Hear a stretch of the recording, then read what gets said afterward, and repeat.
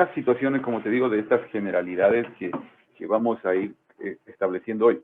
Primera generalidad que tienes que establecer, obviamente que este curso de esta situación de soporte vital en trauma, que sería la traducción del famosísimo programa Soporte Vital en Trauma, ¿sí? Entonces, esto lo que busca en nosotros es que tengamos un orden lógico. Primero es el orden lógico. El orden lógico y una secuencia en nuestra atención. Una secuencia, es decir, como primero hago esto, segundo hago esto, tercero hago esto y cuarto hago esto. Entonces, esa secuencia va a iniciar toda la atención primaria en trauma, va a iniciar en lo que se conoce como la evaluación inicial. Esta evaluación inicial, ahí empieza toda la historia. Y esta evaluación inicial va a tener algunas fases. Hay una fase que la gran mayoría de nosotros, al menos yo nunca he participado en esa fase, porque mi vida siempre ha sido más al asunto hospitalario, pero algunos de ustedes es posible que sí lo haga. Eso depende ya pues básicamente de tu vocación o de las oportunidades que encuentres, ¿no? En trabajo a veces es así. Entonces la primera fase es lo que se conoce como la fase prehospitalaria, o la fase de preparación, mejor dicho, pongámoslo así, fase de preparación. En esta fase, básicamente, nosotros tenemos así. Hay una preparación prehospitalaria, es decir, el paciente que el médico o aquella persona que es tecnólogo médico se dedica a la atención en el sitio de emergencia, ¿no es cierto?, en el sitio donde se está produciendo el accidente. Acá en el ECO 911 tenemos bastantes médicos que se han dedicado a esta parte, pero también conozco y tengo amigos que han hecho tecnología médica que son paramédicos. No son médicos, pero sí son tecnólogos y que tienen ese título de paramédicos. Entonces, ellos tienen esa fase prehospitalaria y nosotros vamos a tener básicamente la gran mayoría de ustedes, ¿no es cierto?, una fase que es la fase hospitalaria. Las dos fases, la prehospitalaria y la prehospitalaria, lo que busca TLS es que las dos tengan este asunto de la preparación. Por ejemplo, yo te voy a animar, por favor, que cuando estés en Palo Hondo, cuando estés en tu sitio de trabajo, a donde vayas, tengas mucho cuidado en esta fase, porque la gran mayoría de ustedes van a ir a una fase hospitalaria. Pero entiéndase también que esa fase hospitalaria, en nuestro caso, en nuestra realidad, va a incluir los centros de salud cantonales, los subcentros, porque también hay accidentes ahí, en menor escala eventualmente, por algunas razones que luego veremos, pero también hay accidentes. ¿A qué me refiero con esa fase de preparación? Mis estimados doctores, es bueno que al sitio que tú vayas en algún momento, sobre todo los que van a ser autoridades, algunos de ustedes van a ser autoridades, van a ser hasta, ya es muy poco, pero sí van a haber algunos de ustedes que van a estar en centros de salud donde usted va a ser el único médico y usted va a tener que ayudar. Y si en algún momento sale de la rural y le dan un puesto de autoridad, pues en esa fase de preparación uno tiene que tener básicamente los elementos básicos para la preparación, para la atención de un trauma. Elementos básicos, por ejemplo, y eso los vamos a ir poco a poco viendo en cada uno de los capítulos, pero por ejemplo podemos ir diciendo que sería bueno que cada centro de salud tenga un laringoscopio, los tubos de intubación endotraqueal, ¿no es cierto?, que tenga las suturas, ahora ya es mucho mejor que antes, en mis tiempos sabía que uno mismo tener suturas, ¿sí? Un bisturí, doctor, pero eso hay en todas partes, sí, puede ser que exista en todas partes, pero tienes que tener un sitio, un lugar donde tú puedas decir, estos son mis instrumentos de trauma, es decir, de todo ese stock que tienes aquí, tú coges y elijo, a ver, necesito esto y otro, a medida en el curso vas a ir viendo qué necesitas y armas un paquetito y dices, este es el paquete de trauma y lo pones aparte. ¿Por qué? Porque hemos visto, doctores, y en la experiencia, en la práctica personal también, como les digo, uno ya pertenece al tiempo en que muchas cosas están recontra que mal. Hemos visto muchas cosas como que ese rato el laringoscopio no aparece, ese rato el laringoscopio está en stock, pero la llave del laringoscopio la tiene la licenciada, que es la jefa de enfermería, que no hacía guardias en aquel entonces, y estás a las 3 de la mañana. O cuando ya sacan el laringoscopio resulta que no ha tenido pilas, o cuando está con pilas resulta que el foco ha estado quemado. O sea, uno ya ha vivido mucho de esa historia. Entonces, por eso es bueno que en estas fases uno tenga la precaución de tener aparte todo. Sí, aparte todo, entonces, ese es el paquete de trauma. Entonces uno dice, como doctor, por favor, licenciada, ábrame el paquete de trauma, o vaya donde están los insumos de trauma y traiga todo el equipo de trauma. Entonces ahí te van a traer. Y también aquí en ese paquete, obviamente, debes tener listas las soluciones intravenosas. Entonces, todo está en un solo lado. Entonces, yo los animo, mis queridos doctores, cuando estén en algún sitio, Intenten tener este tipo de cosas. Ya vamos a ver que para crico, que necesitas para tener algo muy elemental para cricotiroidotomía, que también lo vamos a hacer en prácticas. A propósito, doctores, las personas que están fuera de la ciudad, en febrero ya están planificadas mis prácticas con ustedes para febrero.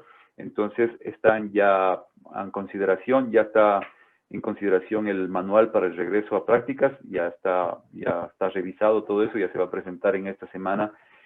Perdón, no sé si hoy día lo avancen a hacer, pero ya se lo hizo y lo hemos revisado, nos han pedido que revisemos, está firmado y todo eso, y yo creo que la otra semana, a más tardar, van a presentar al Consejo Consultivo. Si se aprueba eso, mis queridos amigos, las personas que están afuera, en febrero, conmigo empezamos prácticas en el laboratorio de simulación, así que ya vayan planificando esos datos, a menos que obviamente la situación de la pandemia lo impida. Entonces, eso fue un pequeño spot publicitario.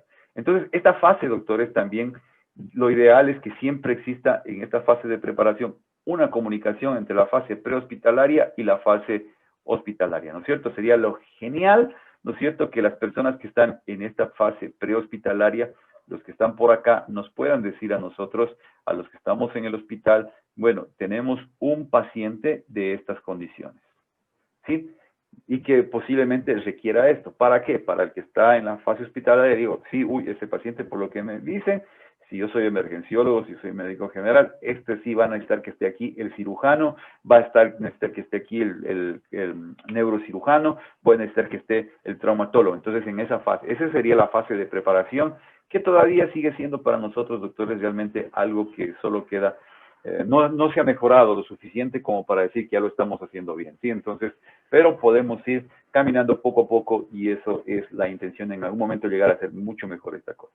Entonces tenemos esa pequeña fase prehospitalaria y luego de esta fase prehospitalaria, la siguiente fase de la evaluación inicial o la siguiente periodo ya va a ser pues lo que se conoce como la revisión primaria.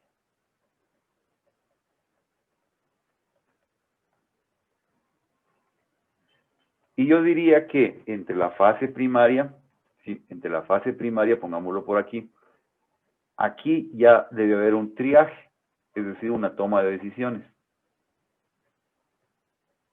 Y también en la revisión primaria, vamos a ver, pongámoslo de una vez, solo enlistémoslo para más o menos orientarnos. Tienes la revisión primaria, luego de la revisión primaria, que es lo que vas a tener los anexos, así se llama, anexos de la revisión primaria. Ya vamos a ver de qué se trata, tranquilos. Y aquí vas a tener que hacer otro triaje, no lo voy a colocar porque tiene un nombre específico que se llama decisión de traslado del paciente.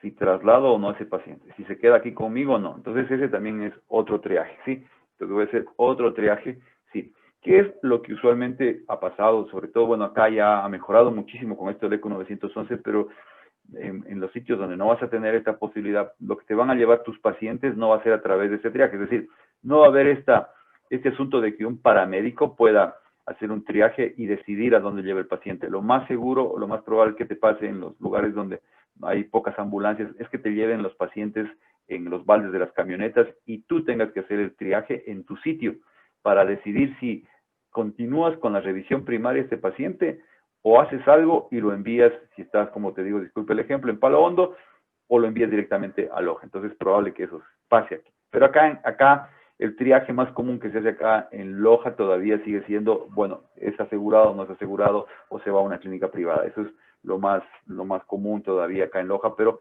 lo ideal sería, bueno, si yo hago un triaje, ¿no es cierto? Y digo, por decirte, te pongo un ejemplo, va a ser un poco grosero el ejemplo, pero la idea central es esta, realmente del triaje. Si yo veo que tengo un paciente que necesita un neurocirujano, perfecto. ¿En qué sitio, en qué casa de salud de Loja tengo un neurocirujano que esté presente? No que lo van a llamar y todo ese tipo de cosas, sino que esté presente. Entonces te dicen, ¿sabes? Por decirte, te dicen en la clínica San Pancracio, entonces el triaje me indica que tengo que llevarlo donde está donde tengo ese personal. Entonces eso es lo ideal. Todavía, como les digo, nos falta mucho en ese aspecto.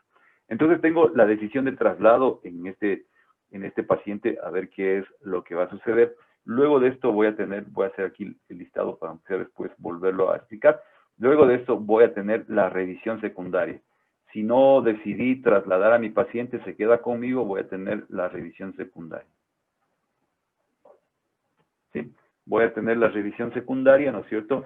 Después de la revisión secundaria, también voy a tener acá abajo lo que serían los famosísimos anexos de la revisión secundaria. También tengo que ver aquí, pues, obviamente, la monitorización de mi paciente, monitorizar, para ver cómo está la recuperación. Y por último, pues, mi paciente va a llegar a su tratamiento definitivo.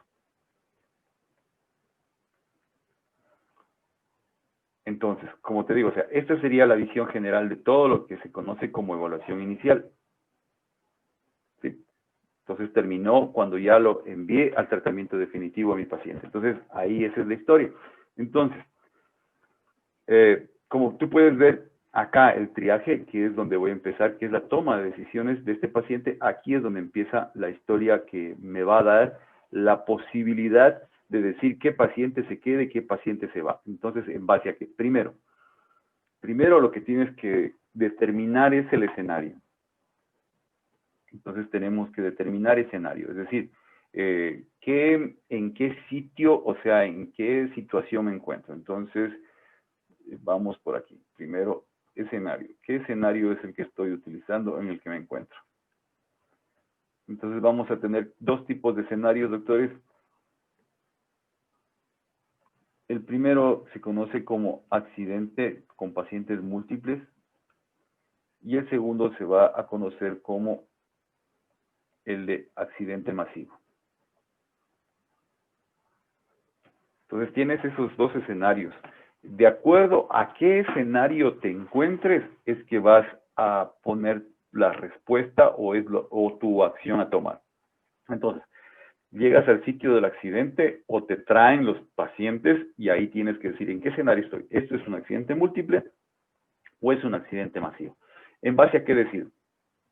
El accidente múltiple, ¿sí?, es aquel sitio o aquella situación en la cual el número de pacientes no sobrepasa. Dos cosas no debe sobrepasar, no debe exceder.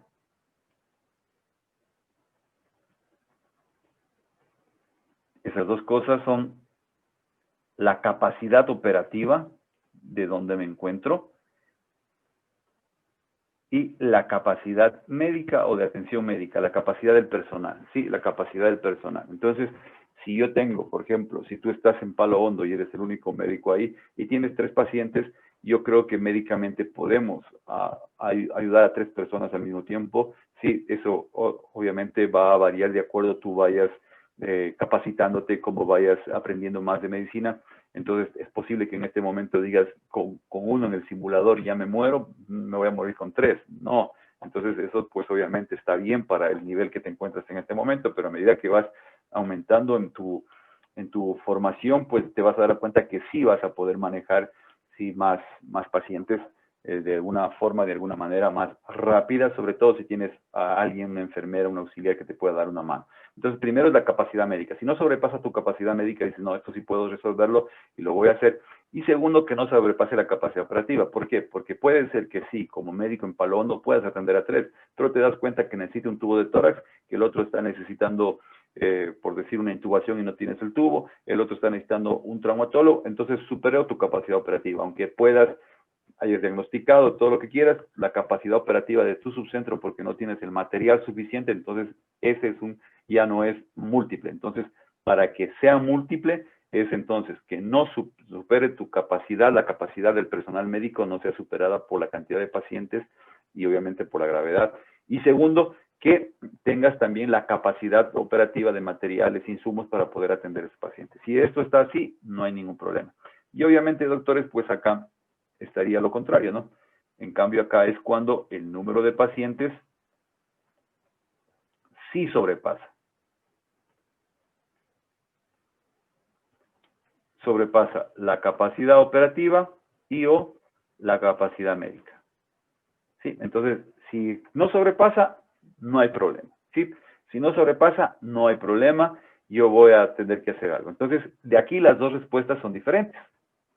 Entonces, si tú te encuentras en el primer punto, ¿no es cierto? En el punto en el cual no sobrepasó la capacidad operativa, la respuesta para la atención, es decir, paciente en escenario de paciente de múltiples, perdón, médico en un escenario de múltiples pacientes, pues aquí la prioridad, doctores, la prioridad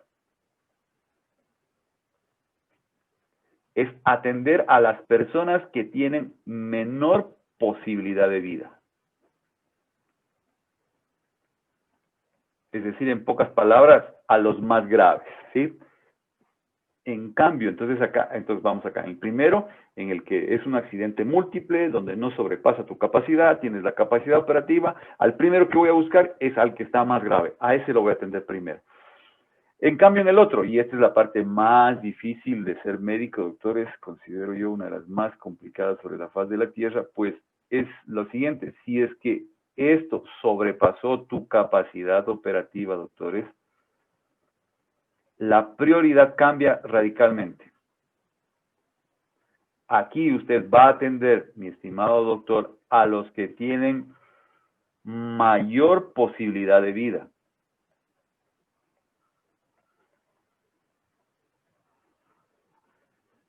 A los que tienen mayor posibilidad de vivir. Entonces, en el 1, a los que tienen menor posibilidad de vida, en pocas palabras, si lo ponemos así en términos de gravedad, en la parte superior sería a los que están más graves. Y en la parte inferior, en cambio, sería, sí, a los que están menos graves. Ahora, el por qué. Todo tiene que tener un porqué. ¿Por qué arriba yo sí puedo atender a los que están más graves o tienen mayor posibilidad de vivir, ¿no es cierto? ¿Y por qué abajo, en cambio, si tengo muchos pacientes, voy a atender primero a los que tienen mayor posibilidad de vida? ¿Qué es lo que está sucediendo? Entonces, lo que sucedió es lo siguiente, y aquí viene un poco de la fisiopatología del trauma que decíamos en la clase pasada. Resulta, doctores, que en este escenario, cuando había demasiados pacientes, y lo que uno usualmente siempre hacía realmente era buscar a los que están más graves, entonces tú buscabas al paciente aquí, o sea, te voy a poner en este ejemplo. Sobrepasaba mi capacidad, ¿no es cierto? Eso era lo que sucedía antes. Acuérdate, te voy a decir lo que pasaba antes y por qué se cambió esto. Sobrepasaba mi capacidad, sobrepasaba la capacidad operativa de este paciente. Y como yo no sabía esto, ¿no es cierto? Como uno no sabía esto, uno llegaba a un escenario, habían muchos pacientes o a veces traían por camionetas a los pacientes, ¿no es cierto? Y uno, ¿qué hacía? Buscaba a los que están más graves. Entonces uno decía, el de allá está, se lo ve bien, déjalo. Entonces, ¿qué pasaba? Cuando el personal médico atendía al más grave, luchaba por la vida de ese paciente y muchas de esas veces entrábamos en luchas de 1 a 2 horas. ¿Y qué decíamos en fisiopatología en trauma? Si usted se acuerda, cuando supera mayor de 30 minutos un paciente con hipotensión arterial, la posibilidad de muerte tardía aumenta. Entonces, uno a veces pasaba luchando con un paciente, por decirte, 1 hasta 2 horas, alguna vez hasta 3 horas, luchando por sacar ese paciente. Y en la cama, en el cubículo de al lado, tenía 2 o 3, 4, 5 pacientes que usualmente estaban bien, que aparentemente se los veía bien, que tenían toda la posibilidad de vivir. Entonces, toda la concentración se iba donde el paciente más grave. Lo sacabas en 1 hora, 2 horas. Yo vi incluso alguna vez sacar a un jovencito, ahí todavía yo no era médico especialista, sacar a un jovencito que se lo sacó en 2 horas. Sí, en 2 horas se sacó un jovencito de un problema que por su accidente hizo un paro cardiorrespiratorio, se lo sacó en 2 horas. El hecho es que fue a cuidados intensivos y al mes falleció. Obviamente uno no conocía todavía mucho de estas cosas, de 30 minutos.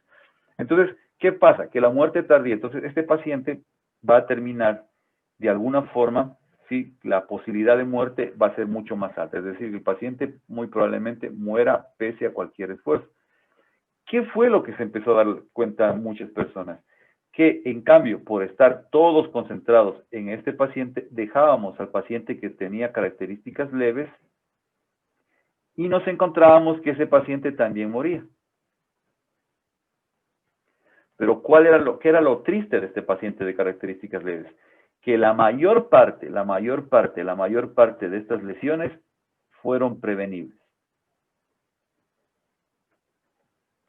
Es decir, se pudo haber hecho algo sencillo, rápido y prever que ese paciente no muera, es decir, prevenir la muerte de este paciente leve, pero como todo el personal médico nos íbamos a los pacientes que estaban así graves y luchábamos por ese tipo de pacientes y dejábamos al leve como que un poco abandonado. Después no nos dábamos cuenta que había tenido un hematoma en el cuello, por decirte, y el hematoma del cuello empezó a crecer, le obstruyó la vía aérea y murió por una asfixia que fue gradual. Vamos a ver en vía aérea que muchas de estas obstrucciones de vía aérea pueden ser insidiosas, parciales y progresivas en tiempo. Entonces puede haber sucedido eso. O tuvo básicamente una lesión interna, una hemorragia interna, que estuvo poco a poco, por decir, como ese grifo mal cerrado en la casa que gotea, tic, tic, empezó a gotear y el paciente empezó a tener una pérdida de conciencia progresiva, ¿no es cierto? Por ejemplo, el trauma craneoencefálico, el paciente empieza a tener sueño, entonces la gente está durmiendo, está descansando y total realmente está entrando en un estupor y un coma. Entonces cosas así nos empezaron a suceder.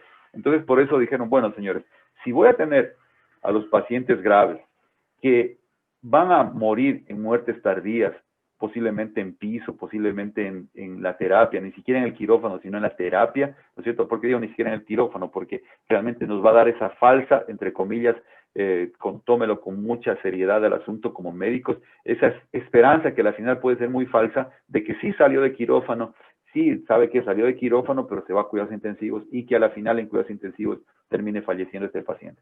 Entonces, en cambio, eso hacía que los leves se nos estén muriendo. Por eso es que esa es la razón, doctores, por qué se hace eso.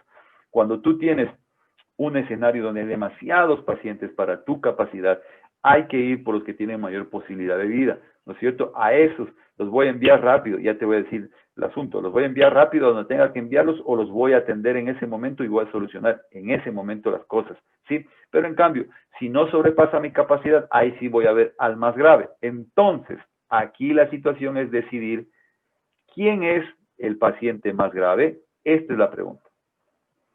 ¿Quién es más grave y quién es menos grave? Y ahí interviene la toma de decisiones, lo que diríamos como una especie de triaje. ¿A qué paciente voy a enviar primero? ¿A qué paciente lo voy a dejar conmigo? Entonces, aquí tienes que ver mucho que esto tiene que ser lo más subjetivo posible. Entonces, en el primer nivel, doctores, en el primer nivel de pacientes, es decir, ¿quiénes son los más graves? ¿Quiénes tendrían que irse ya, now, ahora? Vamos a tener los pacientes que cumplan uno o más de las siguientes características. Primero, la tensión sistólica. Esto no es electrocardiograma, sino escala de coma de Glasgow. Disculpe que ponga algo que siempre se utiliza también como para electrocardiograma. Tensión sistólica y la frecuencia respiratoria. ¿Sí? Entonces, estas variables son las variables que nosotros debemos tener en mente para eso. Entonces, tensión sistólica. En algún momento te hablaba de la tensión sistólica, ya te lo voy a explicar en el capítulo respectivo. Cuando veamos shock, vamos a explicar esto. Tensión sistólica menor de 90. Paciente que tenga eso es el paciente que está grave. Escala coma de Glasgow, menor de 13. Porque si está en 7 ya tienes que intubarlo. Frecuencia respiratoria. La frecuencia respiratoria es aquel paciente que tiene menor de 10 o mayor de 29. Frecuencia respiratoria, ¿cierto? Respiraciones por minuto. Pero si es un niño menor de un año, cuando tenga menor de 20. De un año de edad. ¿Sí? Entonces, si tú te encuentras con esto en un paciente, entonces aquí tú decides, por ejemplo, venga acá, dos escenarios. ¿A quién atiendo primero? ¿Al que está más grave o al menos grave? ¿Cómo decido esto? Punto número uno, esto. Si yo tengo un paciente en este escenario donde no sobrepasa mi capacidad, ¿no es cierto? No sobrepasa mi capacidad, voy a atender al más grave. Si encuentro uno con estas características, a ese voy a atender primero. Si estoy en el otro escenario, donde tengo que atender a los menos graves, al que tenga estas características, lo voy a dejar. ¿Qué decisión para difícil, doctor? ¿Se da cuenta? Por eso es complicado. Y obviamente ningún familiar sobre la faz de la tierra va a querer que tú dejes a su paciente. Entonces, por eso te digo, estas decisiones, algún rato toca tomarlas, toca decidir, por eso se llama toma de decisiones, y tú tienes que tener un respaldo de por qué hiciste las cosas. Entonces, ahí está la historia. Vamos a suponer que en este paciente, pues ninguno cumple estas funciones. El siguiente nivel, doctores, se llama revisar la anatomía de la lesión, es decir, de acuerdo a la lesión, a las características de la lesión, no simplemente qué tipo de lesión tenga, sino qué características de la lesión es la que tiene. Entonces, aquí tenemos, doctores, las famosísimas heridas que se conocen como heridas penetrantes. Es decir, no todas las heridas tienen que ser heridas penetrantes. Heridas penetrantes. Entonces, las heridas penetrantes, ¿a qué nivel? Entonces, esas heridas penetrantes son heridas penetrantes de la cabeza, el cuello, el tórax, el abdomen, es abdomen pelvis, obviamente, sí, abdomen pelvis, cuello, cabeza y miembros. Ahora, véngase para acá. ¿Cuándo se te ocurre que una herida es penetrante en cabeza? ¿Cuándo digo que es una herida penetrante en cabeza? ¿Cuándo se te ocurre que puede ser herida penetrante en cabeza? Por arma de fuego. Ya, ese sería el mecanismo del trauma. Ya, porque ese sería un arma, por arma de fuego se produjo eso. Pero cuando yo digo, o sea, anatomía de la herida, por eso me gusta explicar eso, es anatomía de la herida es cuando tú coges, revisas la herida y dices, esto es penetrante. Y la otra dices, esta no es penetrante. Entonces, ¿cuándo se te ocurre que dices, esta es una herida penetrante, por ejemplo, de tórax? Pongámoslo otro ejemplo. Tórax. ¿Cuándo digo, esta sí es penetrante y esta no es penetrante? ¿Alguien? ¿No hay modificación de la estructura? Cuando hay, perdón, Leslie. Modificación de la estructura, o sea Muy bien. que Ya, dígame. era la estructura normal. La estructura normal. Perfecto. Entonces, más o menos por ahí. Unamos las dos cosas. Sí. Entonces, Josué estableció algo muy cierto. Es decir, el mecanismo de lesión, obviamente, las lesiones por arma de fuego es mucho más común que causen lesiones penetrantes. Sí, pero también sí se ha visto aquellos que tienen una suerte terrible, que la bala pasa solo por debajo de la dermis y la subdermis y no pasa nada. Entonces, no es penetrante por alguna razón. Y decía Leslie, daño de una estructura, deformidad de una estructura. Sí, en realidad sí es daño de una estructura. Entonces vamos a lo específico. En cráneo, mis queridos amigos, mis queridos compañeros, toda lesión es penetrante cuando se ha perforado o se ha atravesado, cambiemos esto de color, cuando se ha perforado o se ha pasado la dura madre. Es decir, tú revisas la herida y ves que está la herida, el huequito ahí, y ves que la dura madre está abierta. Esa se llama herida penetrante de cráneo. En herida de cuello, ¿qué estructura creas tú que sería la que se debe perforar? Los vasos. ¿Vasos sanguíneos? No, más afuera todavía. Realmente es el platisma. ¿Y eso qué es, doctor? Ya le va a tocar revisar anatomía. El platisma es un músculo, es uno de los músculos que se encuentran alrededor del cuello, que la fascia cervical los está cubriendo. Cuando veamos, tranquilos, cuando veamos lesión en cuello, cuando veamos vía aérea, les voy a explicar más o menos esto del platisma para que tengan una idea clara, pero es una estructura que se encuentra básicamente, como decir, por decirlo de una manera, la más superficial después de la piel y la que sería el tejido subdérmico y todo eso. Si se atraviesa el platisma, esa es una herida penetrante de cuello. De tórax, ¿qué estructura considerarías que debería perforarse?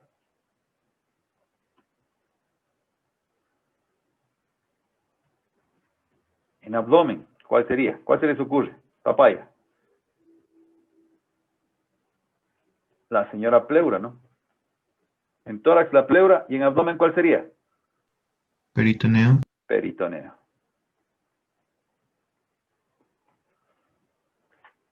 Y en miembros, doctores, tiene que ver con las fascias musculares. Entonces, por ejemplo, si tú te acuerdas un poquitín, no vamos a hacer, como les digo, ese es ya cuando estás en años superiores, ese es uno de los retos que uno siempre tiene, ¿no? De enfrentarte a que tienes que a veces recordar cosas de los años inferiores.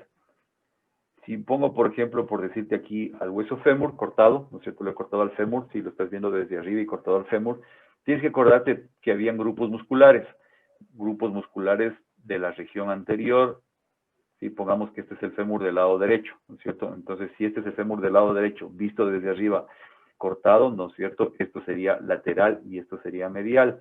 Entonces, tendrías, si te acuerdas tú, habían, por ejemplo, músculos anteriores, músculos de la región posterior, ¿sí? Y habían los músculos mediales y, bueno, laterales casi no mucho. Pero bueno, ¿Qué es lo que decíamos acá?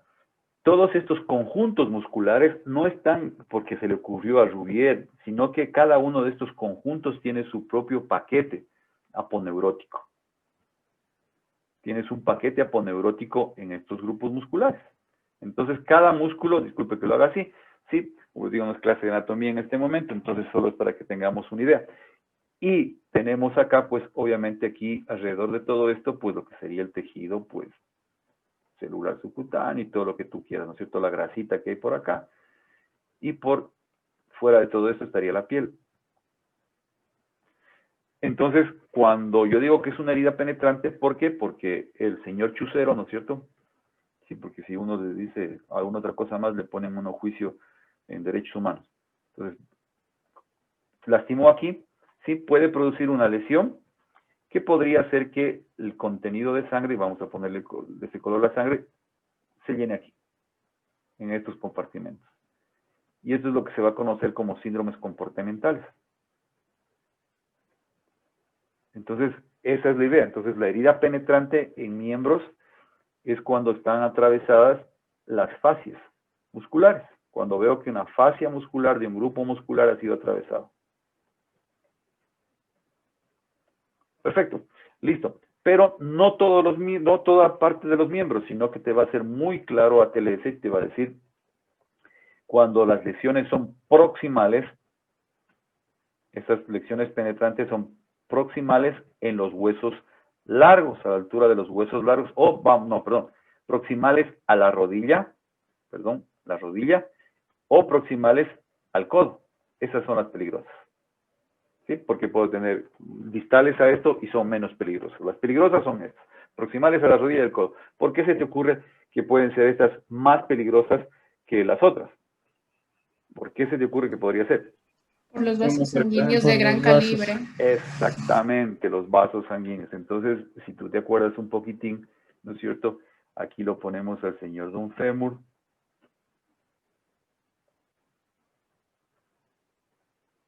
Ok. Y aquí lo ponemos, pues, al señor. Aquí tendríamos.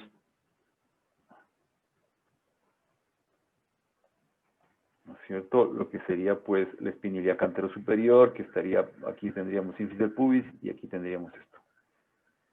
¿Listo? Entonces acá voy a tener esto, y así. ¿Ok? Listo. Aquí yo tenía, si usted se acuerda un poquitín, aquí tenía un ligamento, que es el ligamento inguinal, que va desde la tuberosidad del pubis hasta la espinilla cantero superior, aquí. ¿Sí? Entonces, atrás, gobierno incapaz, obviamente por acá está en una vista así, imaginante un poquitín, aquí estaría el señor Don Sacro. Y aquí hacia arriba, pues, la columna lumbar. Y aquí nosotros tenemos a la señora aorta. Y la señora aorta por aquí se iba a terminar dividiendo en dos ilíacas. Y aquí vas a tener la ilíaca primitiva primero, luego la ilíaca interna, y luego va a pasar, ¿te acuerdas? La ilíaca externa se va a pasar por debajo del ligamento inguinal, y a pasarse por debajo del ligamento inguinal, aquí va a formar la femoral. Y es justamente en estos sitios proximales, por eso es que las lesiones aquí, sobre todo de la cara interna del muslo, sí, ahí es donde puedo tener los grandes vasos. Algo muy similar pasa en cambio con la axilar, ¿no es cierto? La axilar viene de la subclavia y también va a venir acá. Entonces, ¿qué es lo que pasa con estos vasos? Estos vasos, aunque no son de mayor calibre, no son los grandes vasos, sino lesión, sí, de estos vasos, es que estos vasos están muy cerca de la fuente, están muy cerca de la aorta. Aquí está la aorta, por lo tanto la presión arterial que hay en estos vasos, es decir, la presión sanguínea hidrostática en estos vasos va a ser mucho mayor, ¿no es cierto? Por lo tanto van a provocar una hemorragia mucho más alta que un vaso que está mucho más alejado. Entonces, por eso es que mientras más cerca esté de la fuente, mientras más cerca esté de la señora doña aorta, pues básicamente ahí voy a tener mayor posibilidad de sangrado. Entonces lo mismo pasa con la subclavia. La subclavia va a salir en el lado derecho del tronco subclavio y en el lado izquierdo va a salir directamente de la aorta. Entonces, si tú tienes una lesión arriba en la parte proximal del húmero, pues vas a tener también el mismo problema. Entonces, estos señores, tú dices, no tengo nada en el 1 y no hay nada, voy a revisar lesiones. Reviso lesiones y encuentro uno de estos, ese tiene que irse o es el que tienes que atender, de acuerdo a esto de acá. Acuérdate de eso. ¿Lo atiendo o no lo atiendo? De acuerdo a esto. Esto es lo que estás decidiendo en este momento. ¿Qué voy a hacer con ese señor don paciente? Entonces, acá tenemos otra más. ¿Qué más? Aquí otro paciente va a tener que irse o atenderlo primero, de acuerdo a tu escenario. El otro paciente va a ser el que tenga una deformidad del tórax, ¿sí? O lo que se conoce también como el tórax inestable. Un tórax inestable. Entonces, ¿qué es esta situación del tórax inestable? Vamos por acá. Entonces, el tórax inestable, doctores, entonces pongámoslo así. Pongamos aquí el pulmoncito, pongamos un pulmón aquí así. Un pulmoncito por aquí así. Ok, perfecto. Otro pulmoncito por acá así. Perdón, me salió horroroso. Démosle más espacio también. Tenemos aquí el otro pulmoncito, ¿no es cierto? Y aquí, pues, obviamente estaría el señor don esternón.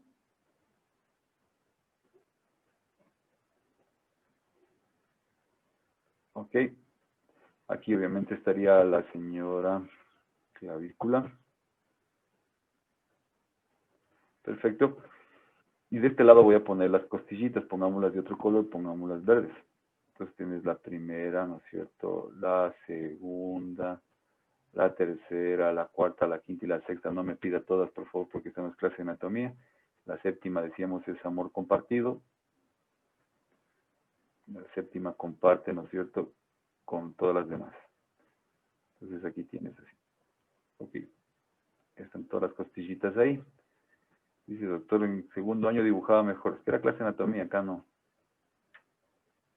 Perfecto. Sí, ¿qué dibujaba mejor? Dice, sí, igual están de feos. Ya, listo. Ven acá.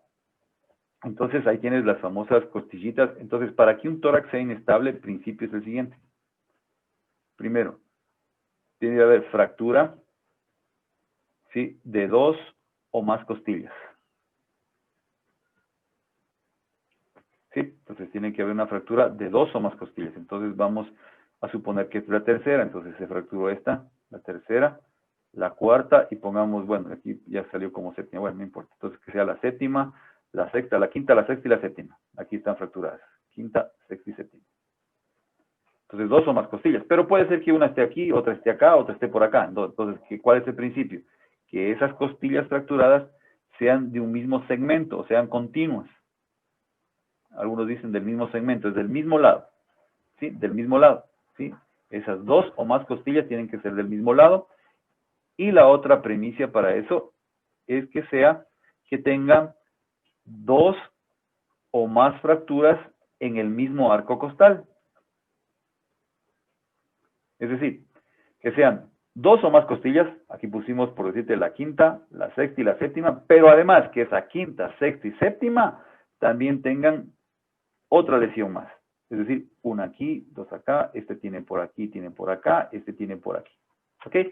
Entonces, cuando se produce esto de que las costillas de un mismo segmento, de un mismo sector, 2 o más de ese mismo sector, y que tengan 2 o más fracturas en su propio arco costal, pues va a producir lo que se conoce como el famosísimo respiración paradójica o tórax paradójico. ¿Cómo así, doctor? Entonces, por eso puse esto de acá. Vamos a poner ahora sí las costillitas aquí, de otra manera. Cortémoslas, pues. Pongámoslas así. Digamos que esta es la primera, la segunda, la tercera, la cuarta. Dijimos que estaban fracturadas la quinta, la sexta y la séptima. Hasta ahí quedamos. Entonces les voy a cambiar de color las que dijimos que estaban fracturadas. Pongamos que esta es la quinta, esta es la sexta y esta es la séptima. Entonces, ¿qué es lo que va a suceder, doctores? Lo que va a suceder es que cuando existe el momento, el instante de la inspiración, cuando esto, pues obviamente la caja torácica, en el momento que inspiras, va a aumentar su capacidad, ¿no es cierto? Se extiende en este sentido y el diafragma también desciende. Entonces, se extiende en todos los sentidos. Pero en este momento me interesa el de acá arriba, el que puse dentro del pulmón, este de acá. Se extiende en este sentido, ¿sí? Entonces, para decirlo, se extiende en un sentido horizontal. ¿Qué va a suceder? Va a suceder, doctores, obviamente que estas costillitas que están aquí, como esto se distiende, pues ya no van a estar aquí. En el momento en que se distinguió en la inspiración, pues las costillitas que están sanas van a seguir el patrón respiratorio. Excepto estas de aquí. Las que están cortadas no siguieron ningún patrón respiratorio. Estas no lo siguieron. Entonces, en el momento que el paciente inspira, tú vas a ver que todo el tórax se distiende.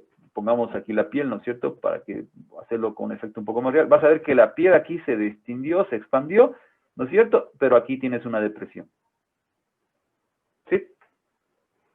Y en el momento, en cambio, que el famosísimo, y obviamente esto también está impidiendo que este pulmón en este punto no esté haciendo una buena distensión, no se esté expandiendo correctamente para respirar bien. Entonces, tienes que acordarte de ese punto. Entonces, también me causa un problema respiratorio, aparte del dolor y todo ese tipo de cosas que va a causar eso. Y eso se produce entonces respiración paradójica, porque este segmento en el momento de la inspiración se hunde, y en el momento de la expiración, en cambio, sucede absolutamente todo lo contrario. ¿Qué va a suceder en la expiración?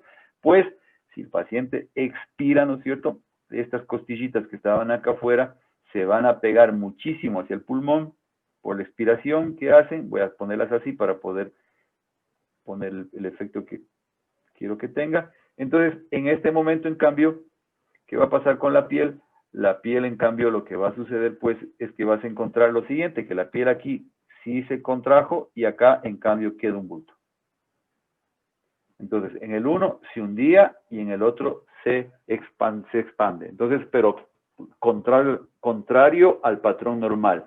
Eso se llama tórax paradójico. Ahora, cuando veamos el capítulo correspondiente, vamos a saber que en el momento en que se produjo esta lesión, el golpe hizo que todo este segmento de costillas toque el parénquima pulmonar y cause dentro del pulmón lo que se conoce como una contusión pulmonar. Vamos a ver que la asociación entre tórax paradójico, es decir, este tórax paradójico, tórax inestable, ¿no es cierto?, que es, por decir de una manera sinónimos, la respiración paradójica, el tórax inestable, más la contusión pulmonar, aumenta el grado de peligrosidad de vida en este tipo de pacientes. Así que eso hay que tenerlo mucho cuidado. Vamos a saber incluso que el tórax paradójico por sí solo, es decir, si no hay contusión pulmonar, es mucho más fácil de tratar. O sea, no, realmente eso no me va a asustar. Pero ¿cuál es mi problema?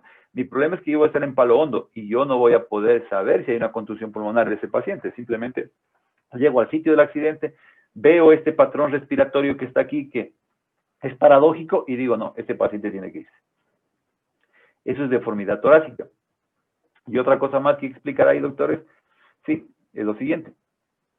Si tú te acuerdas de las chuletitas de la columna dorsal, tú tienes aquí la columna dorsal, ¿no es cierto?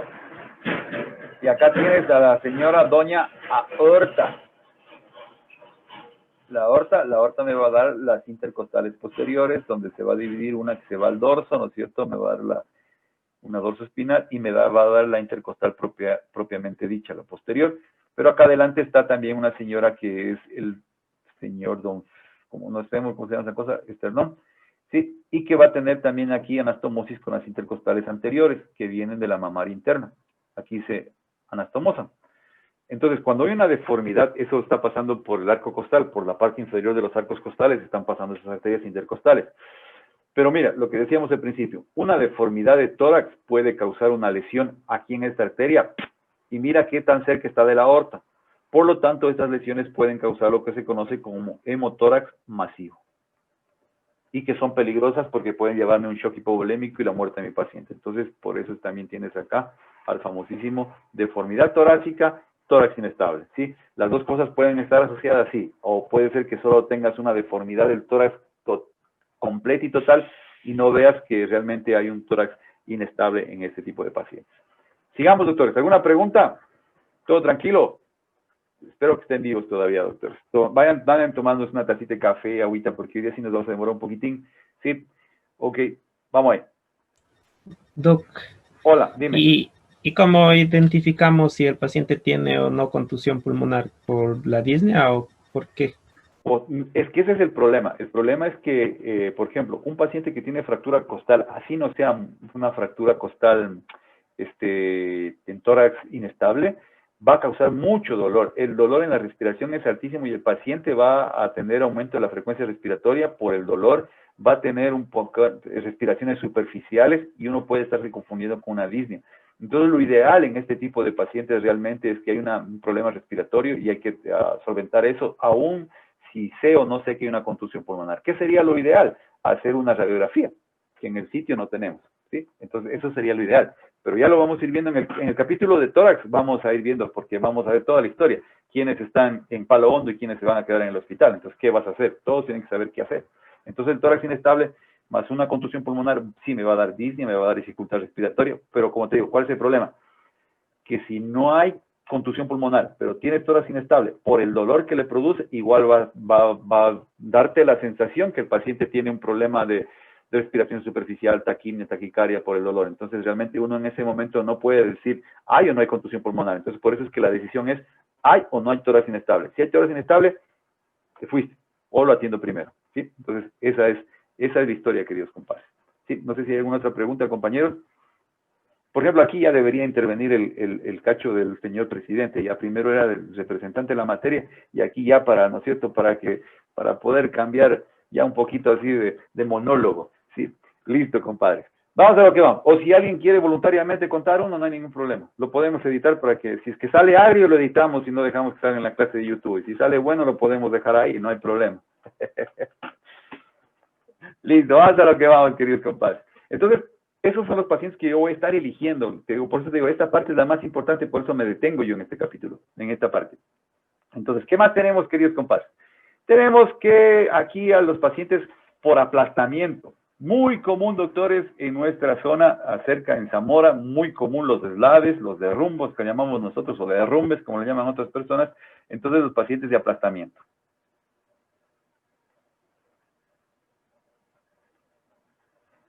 Y estos pacientes de aplastamiento, doctores, sobre todo aquellos que han sufrido un aplastamiento y tienen destrucción de sus miembros, o hay una destrucción muscular. Tú ves, y no hay amputación, pero sí está destruido, pero todavía el miembro superior, el miembro inferior, todavía sí está adherido, por decirlo, al cuerpo, pero está completamente destruido. O puede ser también que aparentemente no está tan malogrado como dijo alguien, el miembro inferior o miembro superior, pero hay ausencia de pulsos. Ausencia de pulsos. Sí, y sobre todo en aquellos pacientes, sobre todo motociclistas, que es muy común, los pacientes desguantados.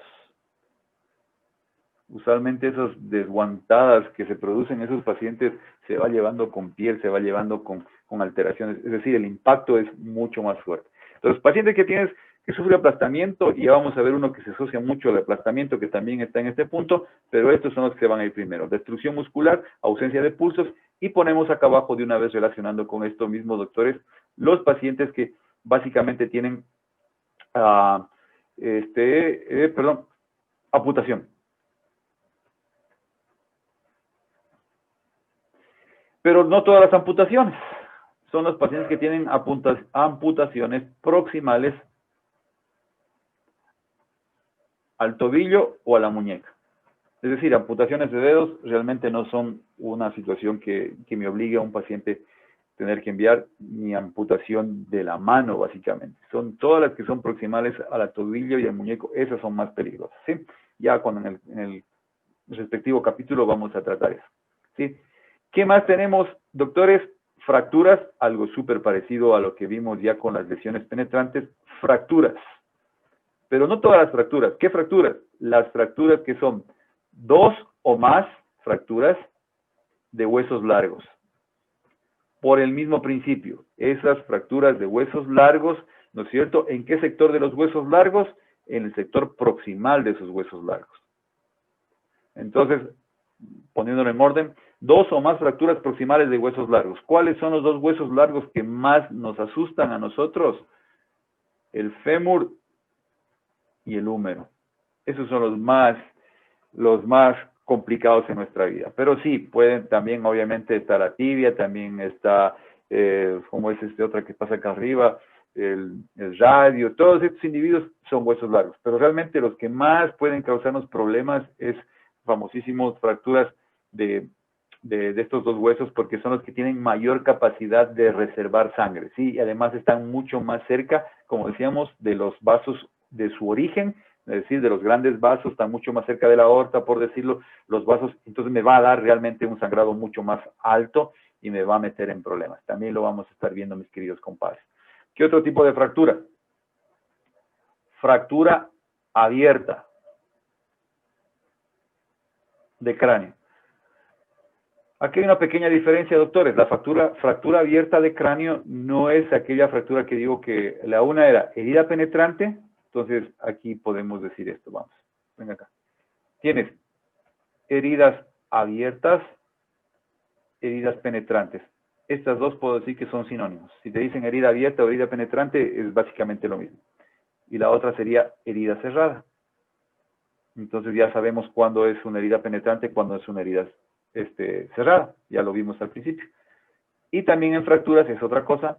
Fracturas expuestas, algunos le llaman así. Y también le llaman fracturas abiertas. Esto es lo mismo. ¿Sí? Esto, cuando una fractura es abierta o expuesta, cuando se ve el hueso. Basta con que lo mires al hueso.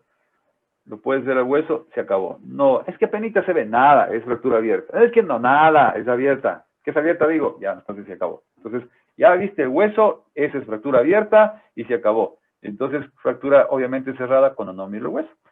Entonces, fracturas abiertas de cráneo. Y también en el cráneo, hundimientos, deformidades de cráneo, sobre todo cuando se producen hundimientos. ¿Sí? Entonces, imagínate, ahí está nuestro señor representante, ¿no es cierto? Y se golpea la cabeza, Dios no lo permita, y se produce un hundimiento y una deformidad, entonces hay un problema ahí. Entonces, sí, entonces algunos, por ejemplo, sí hemos visto que los cachos se les hunden, entonces también tienen una deformidad bastante prolongada, así por la presencia de cachos hundidos, se van hacia adentro. Entonces, eso es bien complicado. ¿Sí? Entonces, compañeros de la vida, ahí tienes fracturas abiertas de cráneo, tenemos las fracturas y tenemos fracturas de pelvis.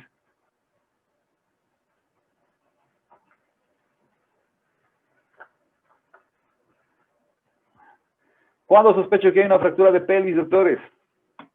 ¿Cuándo se te ocurre? ¿No puede ambular? Cuando no hay simetría entre las extremidades. Asimetría en las extremidades. Acuérdate Alteración de del pulso femoral. También alteración del pulso. Vamos, pero ya pongámosle un asunto. Cuando tú tienes un paciente que tiene un problema en el pulso, es bien complicado. Ausencias de pulso, acuérdate de eso, de ausencia de pulso. Puede estar el paciente con los miembros aparentemente súper bien. Acuérdate de eso. Lo pusimos hace rato. Si tú tienes una ausencia de pulso en un paciente, ese paciente tiene que irse. Sí, sobre todo si tienes el central, tienes todos los pulsos centrales bien, ¿no es cierto? Y si los pulsos centrales están bien, y si tiene ausencia del pulso pedio, tiene que irse. Entonces,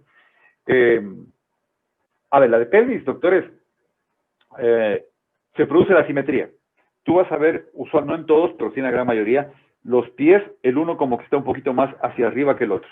Sí, es una simetría en la longitud de los pies y obviamente hay pacientes que por lesiones congénitas tienen ese problema, pero uno tiene que preguntar, ¿así era usted siempre? No, siempre han sido igualitos, entonces tú vas a ver eso, tú tienes que tener un buen ojo, por eso es que la exposición es común, tiene que ser genial en estos pacientes. Entonces, uno, obviamente va a tener una dificultad ambulatoria, aunque sí hemos visto pacientes que tienen fractura de pelvis y llegan caminando a emergencia, pero sí hay una molestia, ¿no es cierto?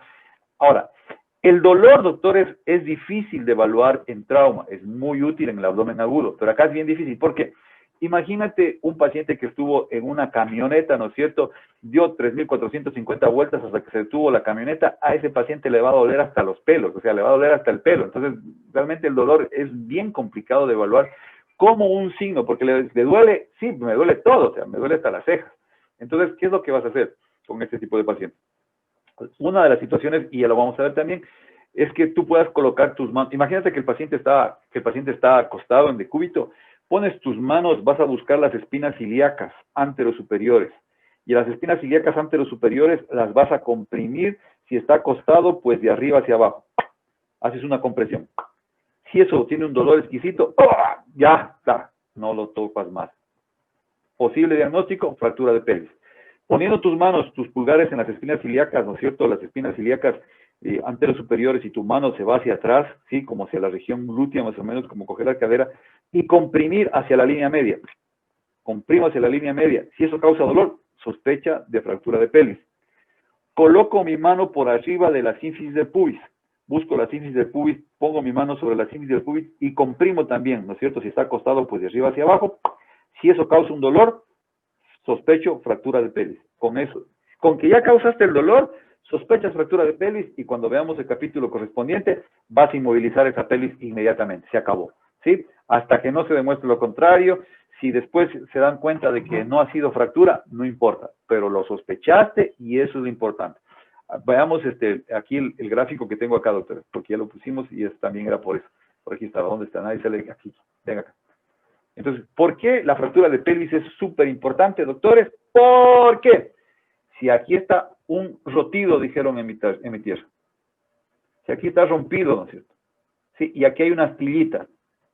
Si al paciente lo movilizo de tal manera que al moverlo, a levantarlo, a decirle, ¿sabe qué camino? A usted no le pasa nada, esto puede lesionar uno de estos vasos.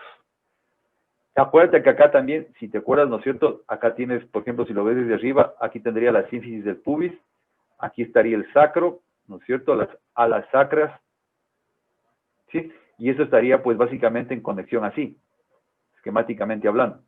El ilion y el isquion. Y aquí está la aorta. Sí, la aorta está bajando, ¿no es cierto? Pero ya no, bueno, a esta altura del sacro estaría la ilíaca primitiva, cruzando, para darme la ilíaca interna, estoy haciendo súper esquemático esto, y la ilíaca externa. Entonces, puedo tener una lesión aquí y esto causar lesión de esto, es decir, en pocas palabras, puedo tener en fracturas de pelvis lesiones básicamente de la ilíaca primitiva, de la ilíaca interna y de la ilíaca externa. Esos tres grandes vasos pueden lesionarse, doctores.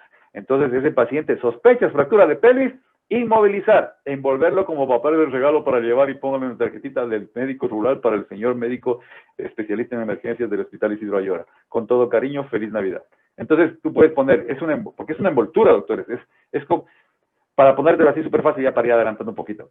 Es como cuando tú sales del baño y te pones esa toallita que queda sobre la pelvis, ¿no es cierto? Para que no te vean las vergüenzas, ¿no es cierto? Entonces, te pones esa toallita en la parte inferior, en la cintura, es igualito, pasas una sábana por debajo de tu paciente y le das la vuelta y eso lo amarra súper bien y queda amarradito ahí esa cadera de ese paciente. Entonces, esa es la historia. Pero no se preocupe, todo esto lo vamos a estar haciendo en algún momento desde a partir de febrero. Así que ahora yo sé que va a ser hasta un poquito difícil entender. Ok, listo. Entonces, básicamente esas fracturas de pelvis. Pero algo súper importante, doctores. Si tú sospechas una fractura de pelvis, doctores, en el momento que tú sospechaste, vamos a suponer que estamos con Josué, con David, con Leslie y mi persona en trauma, y yo voy y le aplasto la pubis y hago todas las maniobras que te dije, parece que sí. José, dale bien, ¿no? Va, José, también no estoy seguro. Josué, dale bien, ya. Leslie, dale bien, ¿y qué hice? En el momento que tú estás aplastando, justo uno de los cuatro desplazó la fractura y la regamos. Doctores, lo que callamos los mijines, eso pasa en la vida real, doctor. Es decir, si va uno de ustedes, cualquiera de ustedes, y sospecha que hay una fractura, basta, se acabó. Vamos a decir que es fractura y lo vamos a envolver en papel de regalo para que se vaya. ¿Sí? Entonces, tengamos mucho cuidado, sobre todo en pelvis. En otros sitios, obviamente, distales, puedes estarte dando el gusto. Parece que es fractura del dedo gordo. Aprieta para ver el dedo gordo y no hay problema, eso me da igual. Pero en pelvis, mucho cuidado. También te vamos a enseñar un poquito de la fractura de fémur, aunque en traumatología también deberían darte, o en procedimientos deberían darte cómo embolizar eso, pero sí te vamos a enseñar un poquito también al respecto. Y por último, doctores, cualquier parálisis. Paciente que tenga parálisis, todavía tenga fractura de pelvis. Sí, cuando veamos shock hipovolémico, en shock hipovolémico vas a ver qué cantidad de sangre se puede acumular por fractura de pelvis, qué cantidad de sangre se puede acumular en cada fémur, qué cantidad de sangre se puede acumular en cada uno de estos huesos. Y me va a dar shock hipovolémico distributivo. Ya lo vamos a ver, tranquilos. Parálisis. Doctor, no puedo mover esto. Perfecto, ese man se va. Entonces, se asocia mucho, doctores, los aplastamientos y parálisis. Paciente que tiene parálisis, ¿sí? Ojo acá, dice parálisis, no es parestesias ni paresias, es parálisis. Paciente no puede mover sus miembros de manera correcta. Entonces, cualquier parte de su cuerpo que tenga parálisis es un paciente. Bien, estamos recién en el 2. Vamos al 3, doctores. Ya mismo, solo es el 3 y el 4. El 4 es papaya, así que no se preocupen. 3. No tengo ni en el 1, no tengo en el 2. Paso al número 3. Y en la puerta número 3 tenemos mecánica de la lesión, o lo que se conoce como cinemática del trauma, así se llama eso. Mecánica de la lesión.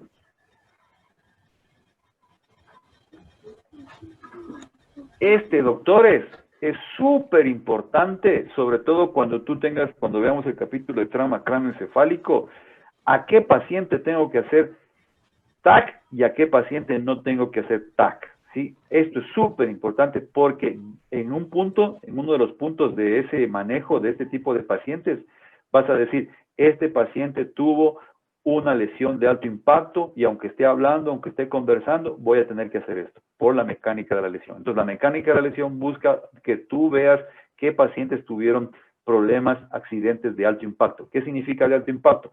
Que una fuerza cinética de muy, muy alta intensidad afectó a ese organismo. Entonces, depende mucho de la velocidad y todo eso. Pero vamos primero. Mecánica de la lesión, doctores. Caídas. Paciente que se cayó. Caídas. ¿No es cierto? ¿En qué cayó? En drogas. No, se cayó básicamente mayor de 3 metros. A ver, caídas, vamos. Primero vamos a clasificar en dos. Los adúlteros y los niños. Los adultos, una altura mayor de 6 metros. Niños, usualmente mayor de 3 metros. Pero si son niños mucho más pequeños, los infantes, los de jardín, entonces basta con que sea de 2 a 3 veces su estatura. Esas son las peligrosas. Doctor, se cayó de la... Oiga, le cuento así, de la vida real, lo que callamos los mijinas. Me encontraba yo en emergencia un día y llegó un papá con una niña de 15, 17 años, haber sido, sí, más o menos por ahí. Y no sé si se ha visto en los parques esas rueditas, esas llantas que las ponen así como gusanito. Entonces esta niña llegó así. Y no se movía y nada. Y no, estaba súper bien, o sea, recontra que estable, pero eso, ni se movía, ni respiraba, rápido que se aguantaba la respiración para ponerle más drama al asunto. Entonces ya me di cuenta que no tenía nada, absolutamente nada. Entonces, ¿qué pasó? Dice, se subió a la llantita y de la llantita se cayó. Se cayó de esa llantita así chiquita de ahí, pero ya se mueve. Bueno, después ya me enteré toda la historia. Había sido que esta niña se había ido supuestamente con una amiguita al Parque Jipiro, ¿no es cierto? ¿Y qué es lo que había sucedido? Que el papá había sospechado y en el Parque Jipiro había estado con su señor enamorado, que obviamente el papá ignoraba que tenía enamorado, y la chica lo había avanzado a ver el papá que viene caminando, entonces se botó de la llantita y cayó. Entonces ella ya estaba ahí. Entonces estaba ahí el papá más sufrido por eso. Y era simpático, porque cuando ya me di cuenta de eso, le digo, vea, niña, no podemos perder el tiempo, simplemente le digo, yo no voy a decir nada, usted se va a levantar y se va a ir a su casita. Y no hizo caso. Le digo, niña, verá, usted no tiene nada. O sea, yo le hice salir a papá, porque ya más o menos tenía la historia. Le dice, vea, niña, no va a pasar nada, usted se levanta y se va tranquilo. Y no quiso nada. Entonces ya no quiso nada, le dije a la enfermera, por favor, ponga agua destilada, a ella, no delante póngale agua destilada. Le digo, agua destilada, póngale unos 5 cc y póngale el subcutáneo alrededor del ombligo. Le puso la primera inyección. Pero es lo que es de bandida, porque ya hizo así, dice, y el papá entró, doctor dice que con eso ya le va a pasar, no se preocupe, si esto no sucede, vamos a repetir una cada 2 minutos. Ya estoy bien, sí, qué buena inyección. Después el papá me preguntaba que qué le he puesto. Qué súper buena la inyección. ¿Qué le puso, doctor? Entonces pasa, doctores. Entonces por eso ahora ya tiene usted aquí, ya tiene acá 6 metros, esa es la lesión fatal, por decirlo de alguna manera. Obviamente esto, acuérdate que en medicina nada es rajatabla, o sea, nada es matemático. O sea, si atendimos, me acuerdo una vez, un paciente de 22 años de edad saliendo, eso fue de Catacocho, Cariamango, uno de los lados, de misa, salía de misa, se resbaló en la vereda y ese paciente terminó falleciendo. Paciente de 22 años. Por eso le digo, esto no es así a rajatabla. Acuérdate, medicina no es así, pero sí te va a orientar mucho. Caída mayor de 6 metros, más de 3 metros. Y también, doctores, tienes que recordar que, después lo vamos a poner, los pacientes adultos van a tener mayor sensibilidad mientras mayor edad empiecen a tener estos pacientes. La segunda mecánica de la lesión, doctores, que también tenemos que tener mucho cuidado, pues básicamente es los pacientes que tienen lesiones, por ejemplo, en el asunto de las colisiones vehiculares. Por ejemplo, algún rato puede ser que tú encuentres que hay dos vehículos que se han accidentado y encuentras 4 pasajeros lesionados en un vehículo y 3 en el otro vehículo, y tú tienes que decidir a quién atiendo primero de esa colisión vehicular. Entonces, aquí viene el asunto. Ahí viene el chiste. Primera situación, doctores, cuando hay una deformidad o una intromisión, así le han hecho la traducción, deformidad, un hundimiento en el auto, si cuando hay ese hundimiento que es básicamente incluye el capot, porque a veces hay algunas personas que no incluyen ese asunto del capot, aunque sea el capot, ¿no es cierto? Mayor, esa deformidad mayor de 30 centímetros, un hundimiento mayor de 30 centímetros en el sitio del copiloto o del ayudante, que es el copiloto, y mayor básicamente de 45 centímetros, mayor de lo que sería 45 centímetros de profundidad en cualquier sitio del auto. Entonces, cuando tú ves los dos autos y calculas esa deformidad, el auto que ha sufrido mayor impacto es aquel que tiene esa deformidad. Entonces tú dices, a esos pacientes voy primero. ¿Sí? Esa es la idea. Otra, es cuando en la colisión vehicular hay un muerto, es decir, te ponía yo, en un auto hay 4 y en el otro hay 3. Tienes que decir a cuál atiendes primero. Aquí en el auto donde habían 4, donde existen 4, ahí hay un muerto, me voy a ese auto. Esos son los primeros. Supuestamente en el caso de que no sobrepase tu capacidad. Vas a ese primero. Pero hay 4 pasajeros y ahí hay un muerto. ¿A cuál de los 4, por ejemplo, o 5 pasajeros atiendo primero? Tengo que ir al muerto cuando hay un muerto, ¿no es cierto? Y que ese muerto al paciente que está en el mismo sector. En el mismo sector donde está el paciente que ha fallecido. Entonces, por ejemplo, si el que fallece es el piloto, de los 4 pasajeros, al primero que vas a atender va a ser el copiloto. Si fue en la parte de atrás, pues al primero que vas a atender va a ser a los de la parte de atrás. Imagínate que hay una furgoneta, ¿no es cierto?, donde entran hasta 20 personas, entonces en la tercera fila está el que ha fallecido, vas a buscar al que estuvo compañero en esa tercera fila. Entonces, esa es la idea de este asunto del paciente muerto.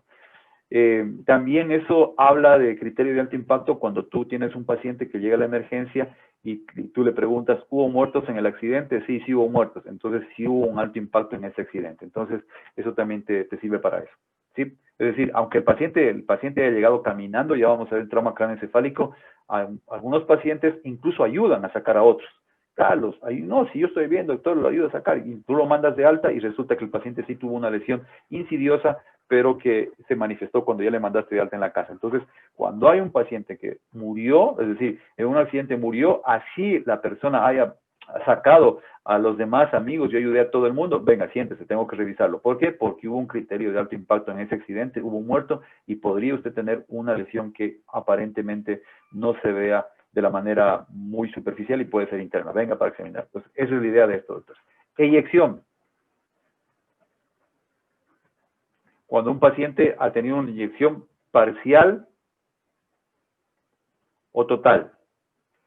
Si el paciente salió disparado por la ventana, que es muy común en los accidentes de los carros de las cooperativas, sí, ese paciente atiendo primero.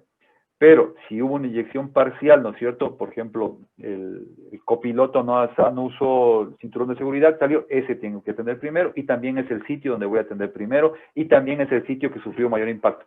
2 autos, acá hubo alguien que está sacando, que la mitad de su cuerpo está por fuera de la ventana, no porque él se salió, sino porque fue disparado, por decirlo de una manera. Entonces ese auto es donde están los más graves. Entonces eso te ayuda a decidir todo este tipo de cosas, doctores. Por eso es que es muy importante este capítulo, esta porción. La otra, doctores, básicamente es lo que sería los accidentes vehículo versus peatón o ciclista. ATLS dice algo que para nosotros todavía sigue siendo un pequeño problema, porque ATLS dice que este accidente es de importancia cuando la velocidad del auto es superior a 32 kilómetros por hora. Y aquí tenemos que ser realistas, acá en nuestro medio, muy raro que alguien esté conduciendo a menos de 30 kilómetros por hora. Entonces, básicamente estamos complicados por ahí. Y también otra que dice acá es, ATLS es accidente cuando tú estás en un motociclista, y también te dice cuando la velocidad de ese motociclista es mayor a 32 kilómetros por hora. Entonces, en nuestro medio, eso básicamente consiste en decir, todo accidente donde hay un atropellamiento, ¿no es cierto?, de vehículo versus peatón o ciclista, el ciclista obviamente pues es el más afectado porque la gran mayoría estamos alrededor de los 50 kilómetros por hora, siendo los más lentos, creo yo. Entonces, es muy difícil que se cumpla esto, y los motociclistas igual, ¿no es cierto? Incluso ellos pasan así, ¿no es cierto? Entonces, algunos por ahí que son motociclistas que me están escuchando saben que estamos diciendo una gran verdad. Entonces, estas situaciones son las más importantes, y también tenemos algo que es súper importante, doctores, que es datos de telemetría, dice, o telemáticos también le llaman otros, de telemetría del auto. ¿Qué es eso, doctores? La verdad es que lamentablemente para nuestro medio, para nosotros, de ahí como que nos vamos viendo nuevamente un poquito para que se vayan despertando, ¿sí? Lamentablemente en nuestro medio, doctores, nuestros autos, nuestro comercio en autos deja mucho que desear. Por ejemplo, según las reglas internacionales y normas internacionales, un auto, así sea el más pequeñito, así sea el Kia Picanto, así sea el Spark, así sea el Io de Hyundai, todos esos autos pequeñitos que son económicos, todos en normas europeas tienen por lo bajito 6 airbags. 6 airbags, eso es lo ideal, ¿sí? Airbag de cortina, de frente, copiloto, todo, ¿sí? Entonces, pero lamentablemente, pues acá, ¿qué es lo que hacen? Quieren bajar los precios y ya acá te ofrecen como una ganga. Uy, no, es que este tiene airbag. ¿Y cuántos tiene? Uno. ¡Ah, uno, ya! Entonces, eso realmente no es algo así excepcional en otros países. Pero acá en nosotros todavía tenemos cualquier cantidad de autos que circulan sin airbag. Estos datos telemétricos que te acabo de decir son esas computadoras que tienen actualmente la gran mayoría de los carros, sobre todo los europeos y los americanos, donde te van a dar información. Imagínate que por un instante mi estimado Rolando Espinosa es productor de autos con chip, ¿no es cierto? Con estos chips. Entonces yo estoy en emergencia y no tengo quien me dé datos de lo que pasó. Yo puedo llamarlo a Rolando y decirle, mire Rolando, tengo este paciente que viene en este auto de tal número de matrícula. Ah, ya, perfecto, déjeme revisar. Y él coge en la computadora, sí, aquí tengo el chip y dice que ha ido a tal velocidad, dice que está sin, ¿cómo es? No ha usado el cinturón de seguridad, dice que sí tiene airbag, pero parece que ha habido una falla en el airbag porque no ha ido a hacerle mantenimiento, porque se fue allá en ¿cómo se llama? Se fue donde un maestro, el Mosquito, que le hizo mantenimiento por no pagar lo que tenía que hacer, se fue y no le hicieron buen mantenimiento, parece que el airbag no se accionó, parece que pasó esto, entonces te da todos los datos que uno puede necesitar para decir, entonces la lesión posiblemente puede ser por esto, ¿sí? Entonces, ahora hay autos que sí tienen, ¿no es cierto? Lo ideal, por ejemplo, incluso de los autos a nivel europeo es que incluso hay autos que cuando las personas no tienen cinturón de seguridad, te da 10 minutos y si no utilizas cinturón de seguridad se va a apagar el auto. Entonces, te pone la alarmita. Nosotros tenemos ahora así, ting, ting, ting, ting, ¿no es cierto? Y a veces solo es para el piloto. Si los demás no se ponen, pasa nada, pero si hay otros, los Toyota sí están sacando uno que dice tin, tin, tin, porque el copiloto no se ha puesto, pero los de atrás, entonces los autos, lo ideal sería que te indique de todos, tin, tin, tin, no se ha puesto, por favor ponte el cinturón, colocarte el cinturón. Acá nosotros no pasa nada, ¿no es cierto? Hay autos que te dicen mejor dicho, lo ideal del auto, el auto ideal, ya cuando ya estés grandecito y quieras comprarte el auto y si tienes ahora la posibilidad, lo ideal del auto es un auto que te diga incluso hasta la presión de los neumáticos.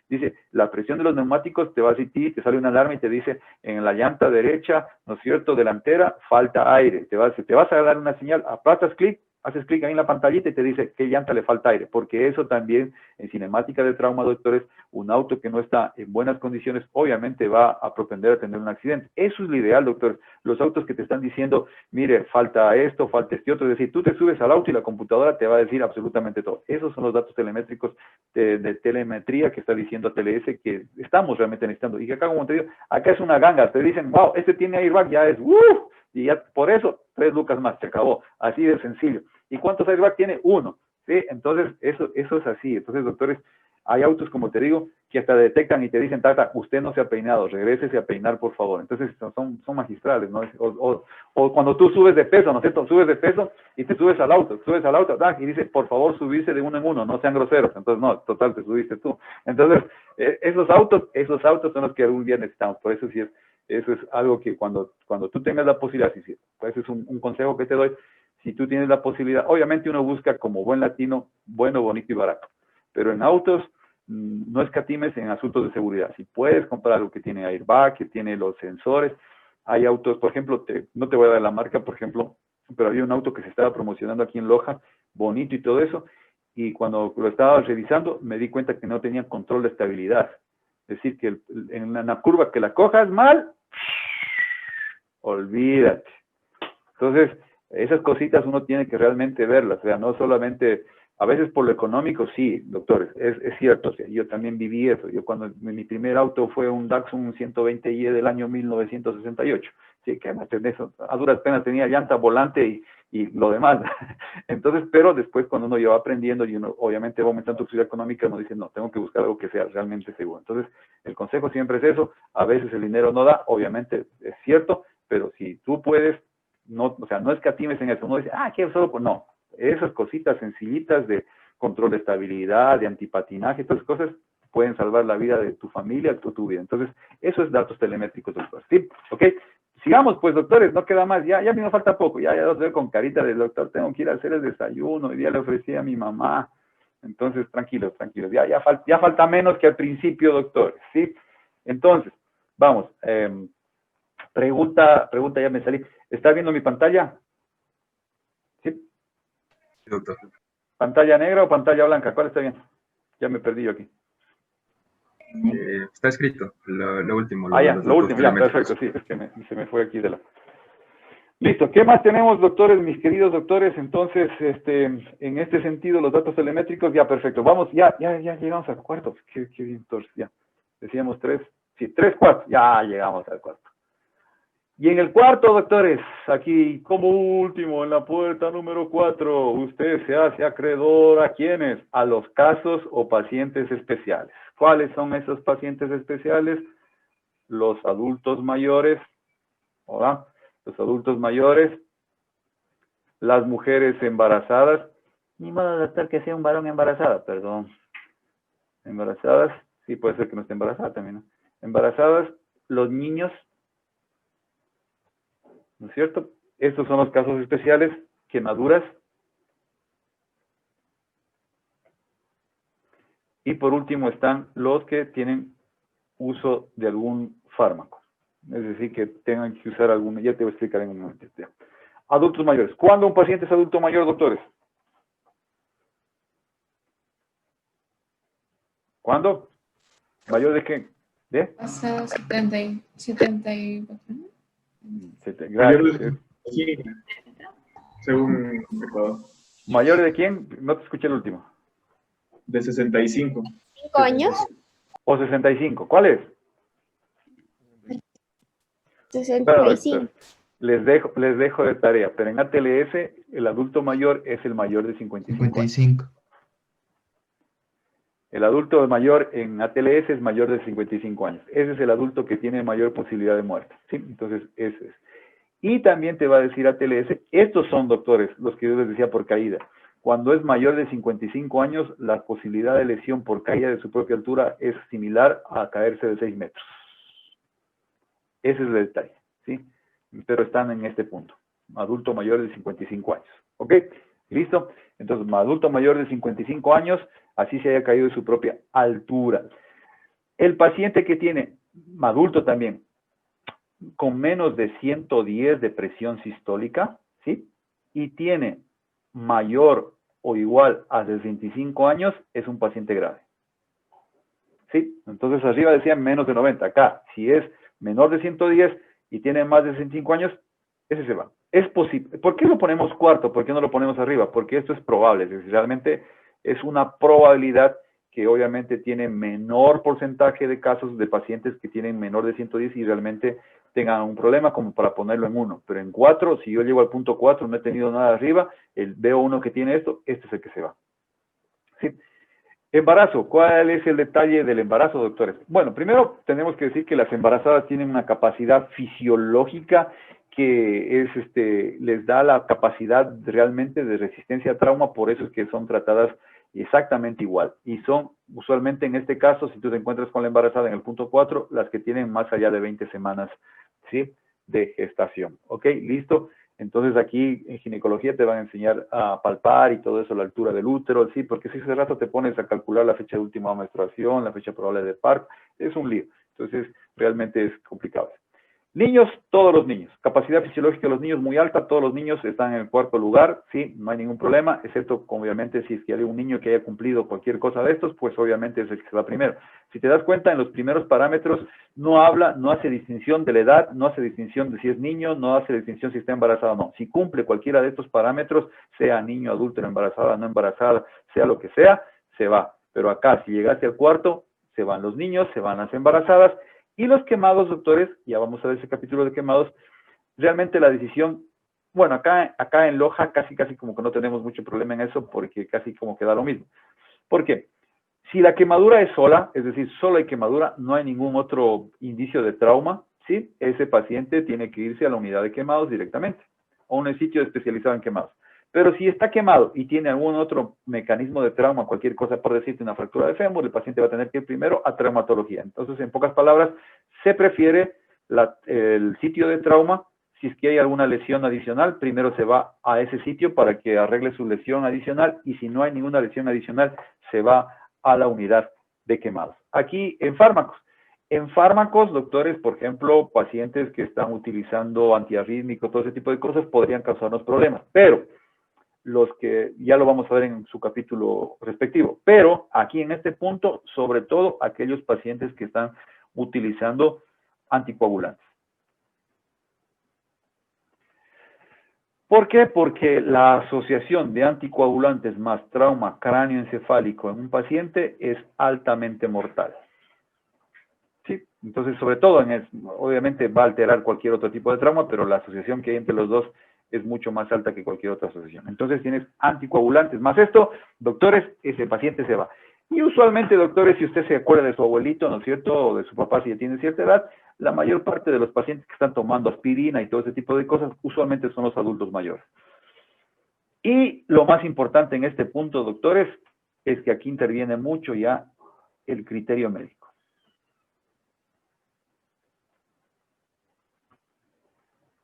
Y aquí depende mucho de tu criterio, de cómo está la situación con este paciente, de qué es lo que sucede. Por ejemplo, si yo ponía un ejemplo acá y no usaba un ejemplo con ustedes para que más o menos se den cuenta, si usted me encuentra a mí lesionado y encuentra a mi nuera que tiene 22 años lesionada a mi lado y tiene más de 20 semanas y yo tengo más de 55 años, ¿a quién enviamos primero? Te repito el caso. Imagínate que me encuentras a mí lesionado, que ya tengo mayor de 55 años, ¿no es cierto?, en un accidente, ¿no es cierto?, no cumplo nada de lo anterior. Estás en el punto 4, llegaste a mi persona en el punto 4. Yo soy adulto mayor de 55 años y a mi lado está mi nuera, Dios no lo permita, si utilizo a mi nuera de ejemplo, ya ni sabe. Sí, mi nuera de 22 años y tiene un accidente y tiene un embarazo mayor de 20 semanas. ¿A quién envías primero? A la embarazada. A la embarazada. ¿Por qué a la embarazada? Por el hecho de que está embarazada y tiene una vida dentro, supongo. Perfecto. Eso, ¿en base a qué decidiste eso, mi estimado Jairo? ¿En base a qué decidió Jairo esto? Bueno, que son prácticamente 2 vidas contra la vida de un paciente ya adulto mayor. Perfecto. Eso se llama criterio médico, doctores. ¿Se da cuenta? Ahí hubo un criterio. El criterio de Jairo en este momento, obviamente, es un estudiante, pero va a ser médico en un momento, entonces su criterio médico fue esto. Este es un criterio, es decir, es una opinión que tú tienes en base a tu formación, y como tu formación te dice que tienes a 2 vidas, el otro, por ejemplo, el mayor de 55 años, ya 55 años ya está llegando básicamente a la fase final del segundo tiempo, ¿no es cierto? Y si llega a horas extras ya sería un verdadero milagro, pero ya está llegando a la fase final. Entonces, en cambio, acá tienes una vida de 22 años más una vida que tiene más de 20 semanas, que tiene todo por delante. Entonces, esa es la forma, doctores, ¿sí me hago entender? Pero, por ejemplo, si yo tengo, esto sería el otro asunto, si yo tengo en este grupo un adulto mayor de 55 años, ¿no es cierto?, que está usando anticoagulantes y que estoy sospechando que tiene un trauma cráneoencefálico, ¿no es cierto?, ese paciente, lo estoy sospechando, y tengo al lado una embarazada mayor de 20 semanas que yo la reviso y no tiene absolutamente nada, por obvias razones mi criterio médico me va a decir que el adulto mayor se va a ir primero. ¿Captó el mensaje? En el primer ejemplo que te puse, los dos estábamos en igual de condiciones. El mayor de 55 años y la embarazada estaban en igual de condiciones. ¿A quién prefirió, mi estimado Jairo? Fue enviarlo por criterio médico a la embarazada. Pero ahora sí ya te puse algo diferente. Un adulto de 55 años, con anticoagulantes, con trauma craneoencefálico, ya, entonces, y la embarazada completamente sana, pues se queda la embarazada y se va el otro. ¿Qué fue lo que primó? El criterio médico nuevamente. Entonces, en este punto, doctores, lo que prima es el criterio médico, ¿sí? Lo que prima es el criterio médico. Acá, doctores, esto que hemos visto es el orden. Acá no hay orden. Aquí es que cumpla uno, cualquiera de estos, en el primero, cualquiera de estos que cumpla, ese es el que tiene que irse, o el que atiendes primero. Acuérdate que depende de esto. Puede ser atención o enviarlo, depende de cómo lo vas a hacer. Sí, esa es la idea. La idea, este algoritmo, entonces, este algoritmo que acabamos de hacer, te va a ayudar a decidir qué pacientes son los más graves. Eso es lo que hace. Ahora, ¿a quién atiendo primero? Depende del escenario. Si el escenario no sobrepasa o sí sobrepasa, ¿sí? Y también va a ser el mismo algoritmo que yo te puse por acá para decisión de traslado. Yo tengo 4 pacientes. ¿A cuál traslado? Ah, perfecto. Entonces, al que está más grave. Ya decidí quién es y ya lo voy a enviar a ese. Ya, bueno, ya no pongo otra vez. Entonces, esa es básicamente este algoritmo, doctores, como religión, doctores, como el Padre Nuestro, con lo que tú te sepas de memoria, el número de celular de tu enamorada, tu fecha de nacimiento, aquellas damas que saben hacer, aquellas parejas que hacen, ¿no es cierto?, el aniversario del primer beso, del primer día que me dijo hola, del primer día que no sé qué, igualito. Eso tiene que ser religión para tu vida, ¿ok? Listo. Entonces, doctores, ya para ir terminando el día de hoy, para que ya pueda irse tranquilo, porque ya esto que viene, como te digo, lo vamos a volver a repetir y a repetir y a repetir. Lo que sí tengo que hacer hincapié es en esto. Ya vimos el triaje, que es lo que acabamos de ver, en base a qué es el triaje. Revisión primaria. ¿Qué es lo que hace una revisión primaria? Es decir, ya no es triaje, sino que ya decidiste que lo vas a atender al paciente. Entonces, lo importante aquí es lo siguiente. Todo, doctores, todo es en base a estas letritas que usted ya ha escuchado, A, B, C, D, E. Todo está en base a eso. Entonces, ¿cuáles son las reglas del juego? Primera regla del juego. Esta es secuencial, es decir, siempre tienen que empezar en la A para ir hacia la E. Nunca vas a poder salir de eso. Primera regla, es secuencial, no puedes saltarte nada. Segunda secuencia o regla del juego. Nunca puedo pasar de A a B si es que no he dado un tratamiento a algún daño que encontré en A.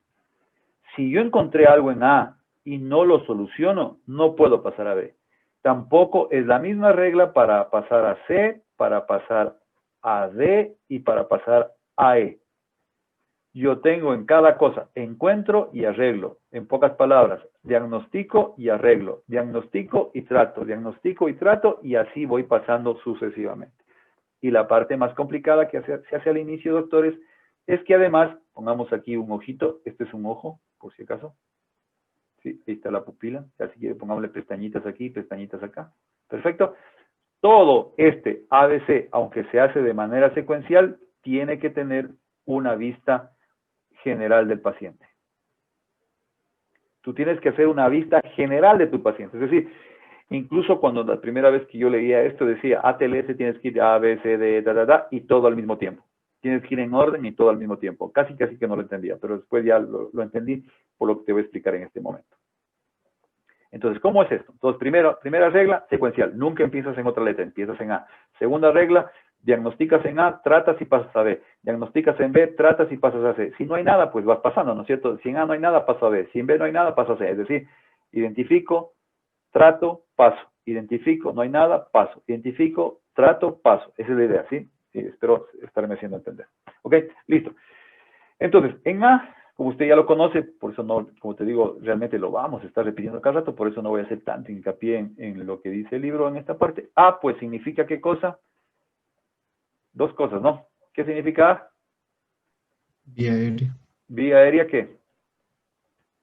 permeable, acuérdate de eso. Bien. Vía aérea permeable y control cervical. ¿Qué quiere decir? Que en A, yo lo primero que voy a hacer es que el paciente abra la boca y revisar que la vía aérea de mi paciente esté sin ningún obstáculo habido y por haber. Tengo que ver la nariz, la boca, y usualmente puedo ver hasta orofaringes donde voy a poder ver. Y tiene que estar eso libre. ¿Qué puedes encontrar ahí? Sangre, piezas dentarias, pedazos de hueso, infinidad de cosas, prótesis, un chorro de cosas, ¿sí? Entonces puede haber muchas situaciones ahí. En B, ¿qué significa B? Entonces, es lo que te decía.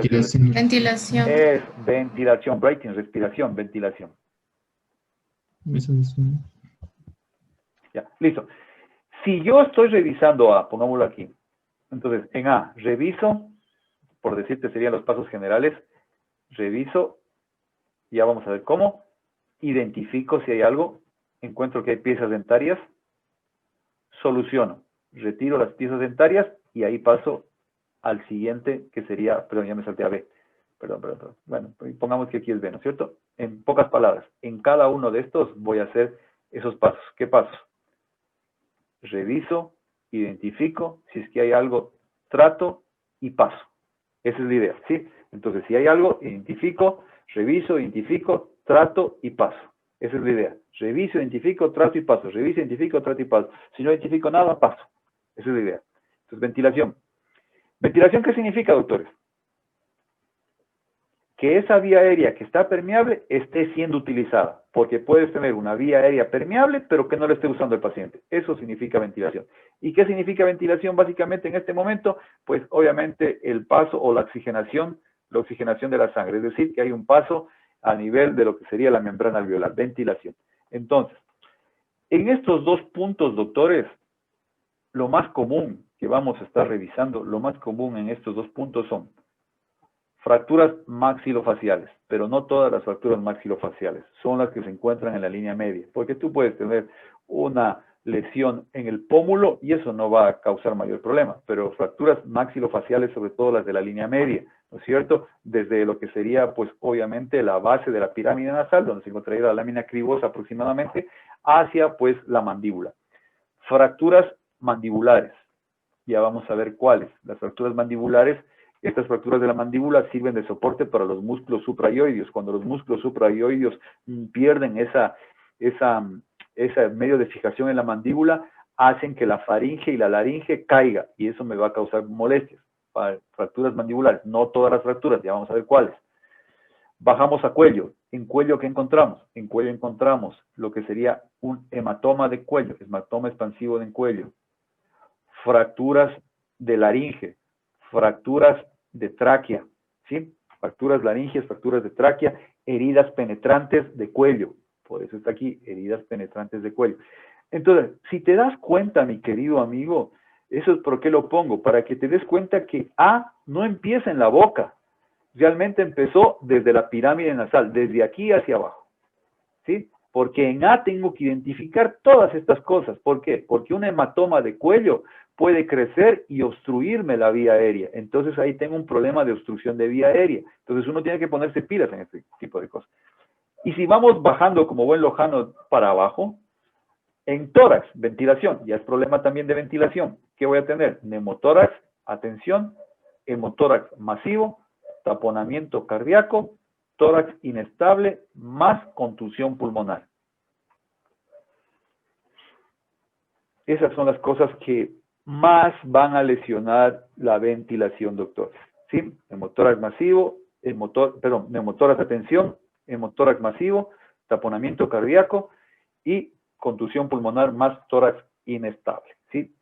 Entonces, mire, todo esto, doctor, usted tiene que tenerlo en la cabeza. Y ya vamos a ver algunas más, pero estas son las principales. ¿Sí? Entonces, todo eso tienes que tener en la cabeza. Yo te decía alguna vez, si no lo tienes en la cabeza, no lo puedes diagnosticar. Entonces, tienes que tener todo eso en la cabeza, tienes que tener claro qué es cada una de estas cosas. ¿Sí? ¿Ok?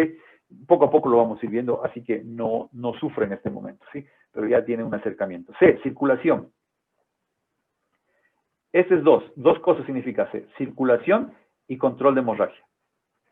Y aquí te explico lo de la visión general. Si tú estás aquí en este momento viendo a tu paciente y empiezas con A, pero es evidente, es decir, el paciente viene con un sangrado a nivel de la cara interna del muslo, es decir, aquí en C, ese paciente ya viene con la sangre así a borbotones. Yo no puedo decir, no, C va tercero, voy a la A, y cuando llegue ahí voy a encargarme de... No, no. Entonces, por eso se llama la visión general del paciente. Veo la manera general del paciente y le voy a decir a la interna María José, interna, por favor, coloque un apósito y presione ahí. Presione. Ya, una vez que está hecho eso, ahora sí, estoy con A. ¿Captó el mensaje? Es decir, yo tengo una visión general de mi paciente, de cómo está mi paciente, por eso la exposición es muy importante, que el paciente esté completamente desnudo, ¿sí? Ahí sí tienes que cantarle, anda, quítate el vestido, las flores y las trampas, todo, nada, que el pantalón me lo compré ayer, nada, tijera, y se fue ese pantalón, ¿sí? Entonces, eso es así. Entonces, yo tengo una visión general y digo, por favor, ponga un compresivo o aplaste, póngale el dedo, alguna cosa ahí en este sangrado y sigamos con la ABCD. Entonces, esa es la idea de la visión general, doctores. Entonces, C es control de hemorragia y control de circulación. Las hemorragias, doctores, pueden ser internas o pueden ser externas. Sí, las hemorragias pueden ser internas o externas, ¿no es cierto? Y los sitios donde más voy a encontrarme con hemorragias que pueden llevarme a un shock hipovolémico, no te digo que en el cráneo no exista hemorragia, sí puede existir una hemorragia, pero las que sí me pueden llevar a un shock hipovolémico son, obviamente, las hemorragias que se acumulan en tórax, que me van a dar el hemotórax masivo. Entonces, en tórax tengo hemotórax masivo y otra en tórax por hemorragia que me puede causar problemas, taponamiento cardíaco. ¿Sí? Taponamiento cardíaco, sí, son las dos internas. En abdomen, pongámoslo en otro lado porque ya me faltó espacio ahí. En abdomen. En abdomen, pues obviamente 3 grandes compartimentos, doctores, de abdomen que vamos a citar aquí. Cuando veamos esto lo podemos recordar anatómicamente. Si se pierde en este momento, no se asuste. Hemorragias peritoneales o intraperitoneales. Las retroperitoneales. Y las hemorragias en el saco menor. O acumulación de líquidos en el saco menor. Saco menor o lo que se conocía como la transcavidad de los epiplones. Son los sitios que obviamente, por ejemplo, cuando veas peritoneo vamos a ver que el sitio preferido, pues en el caso de las mujeres es el fondo de saco de Douglas y en el caso de los varones es el espacio vésico-rectal o colónico-rectal. Ese es el sitio preferido. Entonces vamos a ir viendo todo eso. Entonces, pero esos son los sitios. Abdomen. ¿Dónde más? Pues obviamente en la pelvis. Ahora, debes recordar que la pelvis tiene 2 porciones. Pelvis falsa y pelvis verdadera. La falsa se le incluye acá arriba, porque se encuentra dentro del asunto peritoneal. Y la verdadera, pues obviamente, donde decíamos hace rato, la lesión de quiénes, de las ilíacas. Ilíaca primitiva, la ilíaca derecha, la ilíaca externa, la ilíaca interna, todas esas ilíacas. ¿Sí? Y por último, el último sitio donde puedo tener, ya lo dijimos hace rato, miembros. Fémur y el húmero, los principales. Esos sitios son los que me pueden dar hemorragias internas. ¿Sí? Una lesión, ¿en qué momento? Obviamente lo que dijimos hace rato, una fractura cerrada del fémur que se desplazó, me lesiona la femoral y solo está lesionada por dentro. En la piel no se ve nada, ¿no es cierto? Entonces, si quieres lo ponemos por aquí rapidísimo, entonces pongamos aquí algo súper rápido, como les digo, todo eso vamos a explicarlo. Aquí está la piel, ¿no es cierto? Y aquí está el hueso así. Y como tú estás viendo por fuera, tú estás aquí mirando toda esta triste historia, no ves ningún sangrado externo, pero aquí estaba pues la señora femoral que por este hueso se rompió. Y está acumulando sangre aquí. Entonces, esa es una hemorragia por desplazamiento de fractura, y es una fractura interna que no tiene hemorragia externa. Entonces, tienes esa historia. Entonces, ese es el punto. Entonces, eso es C. Y vamos a D. En D, doctores, déficit neurológico, ¿qué es lo que significa esto? Déficit neurológico. D significa déficit neurológico. ¿Qué voy a evaluar? 3 cosas en la revisión primaria. Pupilas. ¿Qué evalúan las pupilas? Tamaño y reacción. Escala de coma de Glasgow Y por último, signos de lateralidad. Eso voy a revisar, doctores. Eso es una revisión primaria. No me voy a hacer ninguna otra cosa. Ya cuando tenga la revisión secundaria vamos a darnos cuenta que ahí sí ya puedo hacer todo lo que tú quieras. Pero aquí estoy en un punto, el punto quizá el más crítico de todos, porque aquí yo tengo que encontrar las lesiones y tratarlas. Encontrar las lesiones y tratarlas, ¿sí? ¿Ok? En déficit neurológico no vamos a tener mayor problema. ¿Por qué? Porque si yo me encuentro que el paciente tiene un trauma cráneoencefálico como médico cirujano y usted como médico general, ¿qué va a hacer? Teléfono, por favor, necesitamos al neurocirujano. No podemos hacer más. Pues por eso, pero tengo que identificarla, ¿sí? Entonces, por eso es que no vamos a hacer tampoco mayor problema por ahí. Y por último, la E, que es la exposición. Totalmente desnudo. Pero, ¿qué es lo más importante en esa exposición, doctor? Control de temperatura. Acuérdate que decíamos que en la cinemática de trauma, ¿no es cierto? No en la cinemática, sino en la fisiopatología, que hablábamos, la temperatura del organismo la pierde, la disipa. Y si yo desnudo al paciente y no controlo esa temperatura, va a perder energía, está perdiendo ATP. Es decir, a más de lo que ya por la lesión pierde ATP, si yo lo tengo desnudo, va a perder más ATP y lo que estoy acelerando es que pase de la fase 1, 2, 3 a la 4, a la quinta, a la sexta de muerte celular. Entonces, por eso es que tienes que tener un control correcto de la temperatura. Si estás en un hospital, ¿no es cierto?, vas a usar las mantas térmicas. Pero como la mayoría de nosotros vamos a estar en Palo Hondo, ¿cuál es la mejor manta para este tipo de pacientes? Colchas Tigre o Vicuña, que bien venden en las ferias de septiembre, que ya no hubo, entonces puede ir a conseguir una colchita de esa, no queda más, y un foquito al lado del paciente para que se abrigue, sí, así toca, doctor. Pero hay que controlar la temperatura, ¿no es cierto? Hay esas lámparas que se llaman lámparas cuello de ganso. Esas uno se las puede poner muy cerca del paciente, obviamente tiene cuidado de no quemarlo, y eso lo va a abrigar al paciente, doctor, ¿sí? Y obviamente también lo que se llama líquidos tibios, nunca líquidos tibios, nunca usar líquidos fríos. Todo eso lo vamos a estar viendo, doctores, a cuántos grados hay que calentarlo, a 39 grados y todo. ¿Por qué tengo que calentar a 39 grados si la temperatura corporal normal es 37? Todo eso lo vamos a ver, doctores, así que no os preocupéis, mis queridos amigos. Por último, doctores, ya como les digo, pasando, entonces, esto es revisión primaria. En la revisión, ya tienes entonces aquí, como te digo, visión general, revisión primaria está aquí, lo que acabamos de hacer, ABCD del trauma, anexos de la revisión primaria. Los anexos de la revisión primaria, pues son la sonda vesical, la sonda nasogástrica, el oxímetro de pulso, el electrocardiograma, monitorización, todo eso. Y como te das cuenta, me gusta esto que te la caches, son anexos. ¿Qué quiere decir, doctores? Que pueden ser que estén, ideal si están, pero puede ser que no están, pero eso no justifica que nosotros no nos demos cuenta que el paciente necesita que hagamos algo, porque con ABCDE del trauma está diseñado para que identifiquemos lesiones y podamos salvar al paciente su vida. Entonces los anexos son, como su nombre dice, anexos, me ayudan mucho, pero no son de vital importancia para que yo salve la vida de mi paciente. Entonces, como te digo, ahí está el oxímetro de pulso, ahí está el asunto del electrocardiograma, monitorización cardiográfica, capnografía, está la sonda vesical, la sonda nasogástrica, y por ende, y obviamente uno de los auxiliares y anexos muy importantes, aunque usted no lo crea, un interno rotativo. Ese es un muy buen anexo que te va a ayudar siempre para que esté ahí por cualquier cosa, ¿no es cierto? Entonces, interno rotativo, eso les faltó en el A3 de poner interno rotativo. Entonces, es un buen anexo. Ayudan mucho, doctores, así que tranqui. Y si, vean, una cosa que mi abuelo decía, mucho ayuda el que no estorba, que así de sencillo. Yo, cuando enfrenté trauma, cuando era interno, yo sentía que estorbaba al compadre, porque a nosotros no nos enseñaron muchas de estas cosas. ¿Pero por qué? Porque no habían estos criterios así tan bien definidos. Entonces uno como que se hacía la pared y dice, mejor me hago a un lado para no estorbar.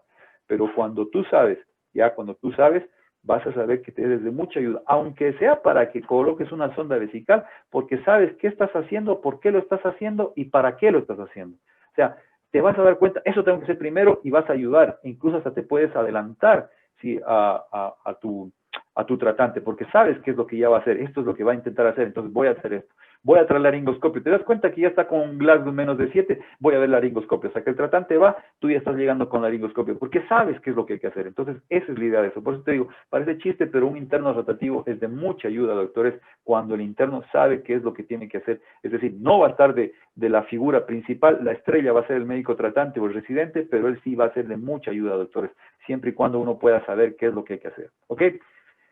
Después viene, pues, decisión de traslado. Nuevamente, después de haber hecho la revisión primaria, se supone que en esto, con el ABC del trauma que hicimos acá, ¿no es cierto? Y con estos posibles diagnósticos, con estos diagnósticos que tuvimos aquí, todas estas cosas, tú tienes que decidir si estos diagnósticos sobrepasan mi capacidad o mi capacidad operativa. Si estos diagnósticos sobrepasan mi capacidad, pues ese paciente tiene que ser trasladado. Si yo hago todo esto y mi paciente sigue, tengo 3 pacientes, de los 3 pacientes hice todo el ABCD, todo eso, y todavía tengo pacientes que están con una de estas características que pusimos en algún lado, que ya no las encuentro, las características de triaje. Si yo veo que un paciente se mantiene en cualquiera de estas características pese a lo que yo he realizado, pues ese paciente tiene que irse, porque porque ahora ya sobrepasa mi capacidad operativa. Entonces, venga acá. Se supone, doctores, que en la primera instancia tú dijiste, este no sobrepasa ni mi capacidad operativa ni mi capacidad como médico. Ingresé al ABCD, pero en este ABCD, por ejemplo, tú te diste cuenta que tiene un trauma craneoencefálico. No somos neurocirujanos, acaba de sobrepasar mi capacidad como médico. Llamar y enviar. Captó el mensaje, esa es la toma de decisiones aquí. ¿Qué paciente todavía lo voy a seguir aquí? Decisión de traslado, ¿todavía lo dejo conmigo o ya lo envío? Revisión secundaria, doctores, es volver a hacer el ABCD, pero aquí ya incluye, en la revisión secundaria, lo que se va a incluir, doctores, es la historia clínica. Pero la historia clínica de trauma, que se va a enfocar esa historia clínica en una mnemotecnia que se utiliza, que es la mnemotecnia amplia.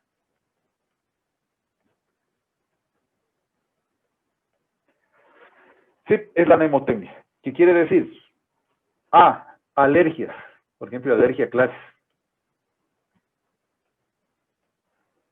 M, ¿qué sería? ¿Qué se te ocurre que podría ser M? Medicación. Medicamentos. Exactamente. ¿Y la P?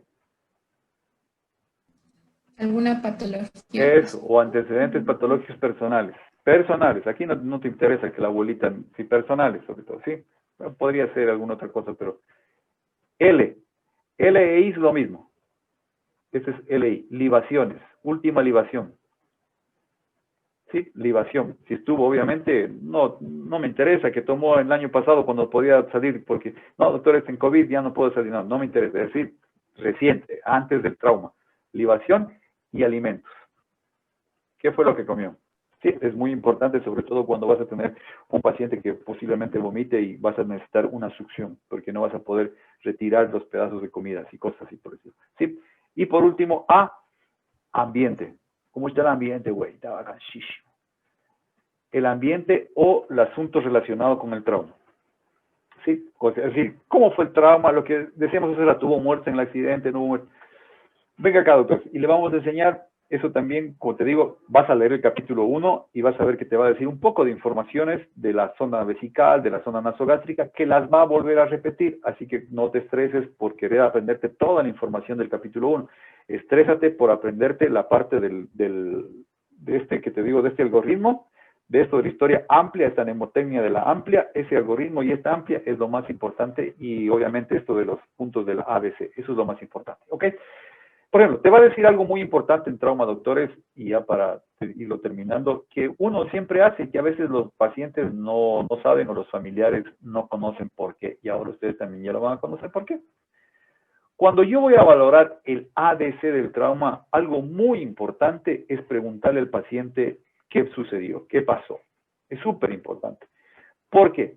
Porque en el momento en que yo le digo a mi paciente qué pasó, cómo se siente, el paciente, porque el que no sabe dice, ay, qué bruto este médico, ¿cómo se va a sentir? Si se sintiera bien no estuviera aquí en emergencia, qué chuncho que es este médico. No, lo que yo estoy queriendo saber es que si el paciente es capaz de contestarme, sí, doctor, me pasó esto, si está hablando bien, Si recuerda todo, ¿qué significa? Que la vía aérea está permeable, que está ventilando y que la circulación al cerebro le está llegando. Es decir, que está con una muy buena oxigenación. Prácticamente valoré ABC con una pregunta. Entonces, por eso es que uno pregunta al paciente, porque a veces uno le va a preguntar al paciente, le dice, ¿qué fue lo que pasó, chico? Y salta la mamá, doctor, viera lo que pasó, lo que pasa es que se cayó de la patineta cuando estaba patinando. Entonces, no, señora, yo quiero que me conteste él. ¿Por qué? Porque quiero saber y valorar esas tres cosas. Te repito, paciente que habla con total normalidad y articula palabras de la manera correcta y con sentido, significa que tiene la vía aérea permeable, que está ventilando y que le está llegando oxígeno al cerebro. Y valoraste A, B, C prácticamente con una sola pregunta. ¿Sí? Entonces, ahora, también pueden haber lesiones insidiosas. Es aquel paciente que contestó bien, hizo todo bien, pero a medida que va pasando tu examen físico, se va deteriorando. Entonces, eso también hay que tener cuidado. Por eso es que ABC, doctores, se repite las veces que sea necesario. No hay ningún problema. Mis queridos amigos, ¿alguna pregunta?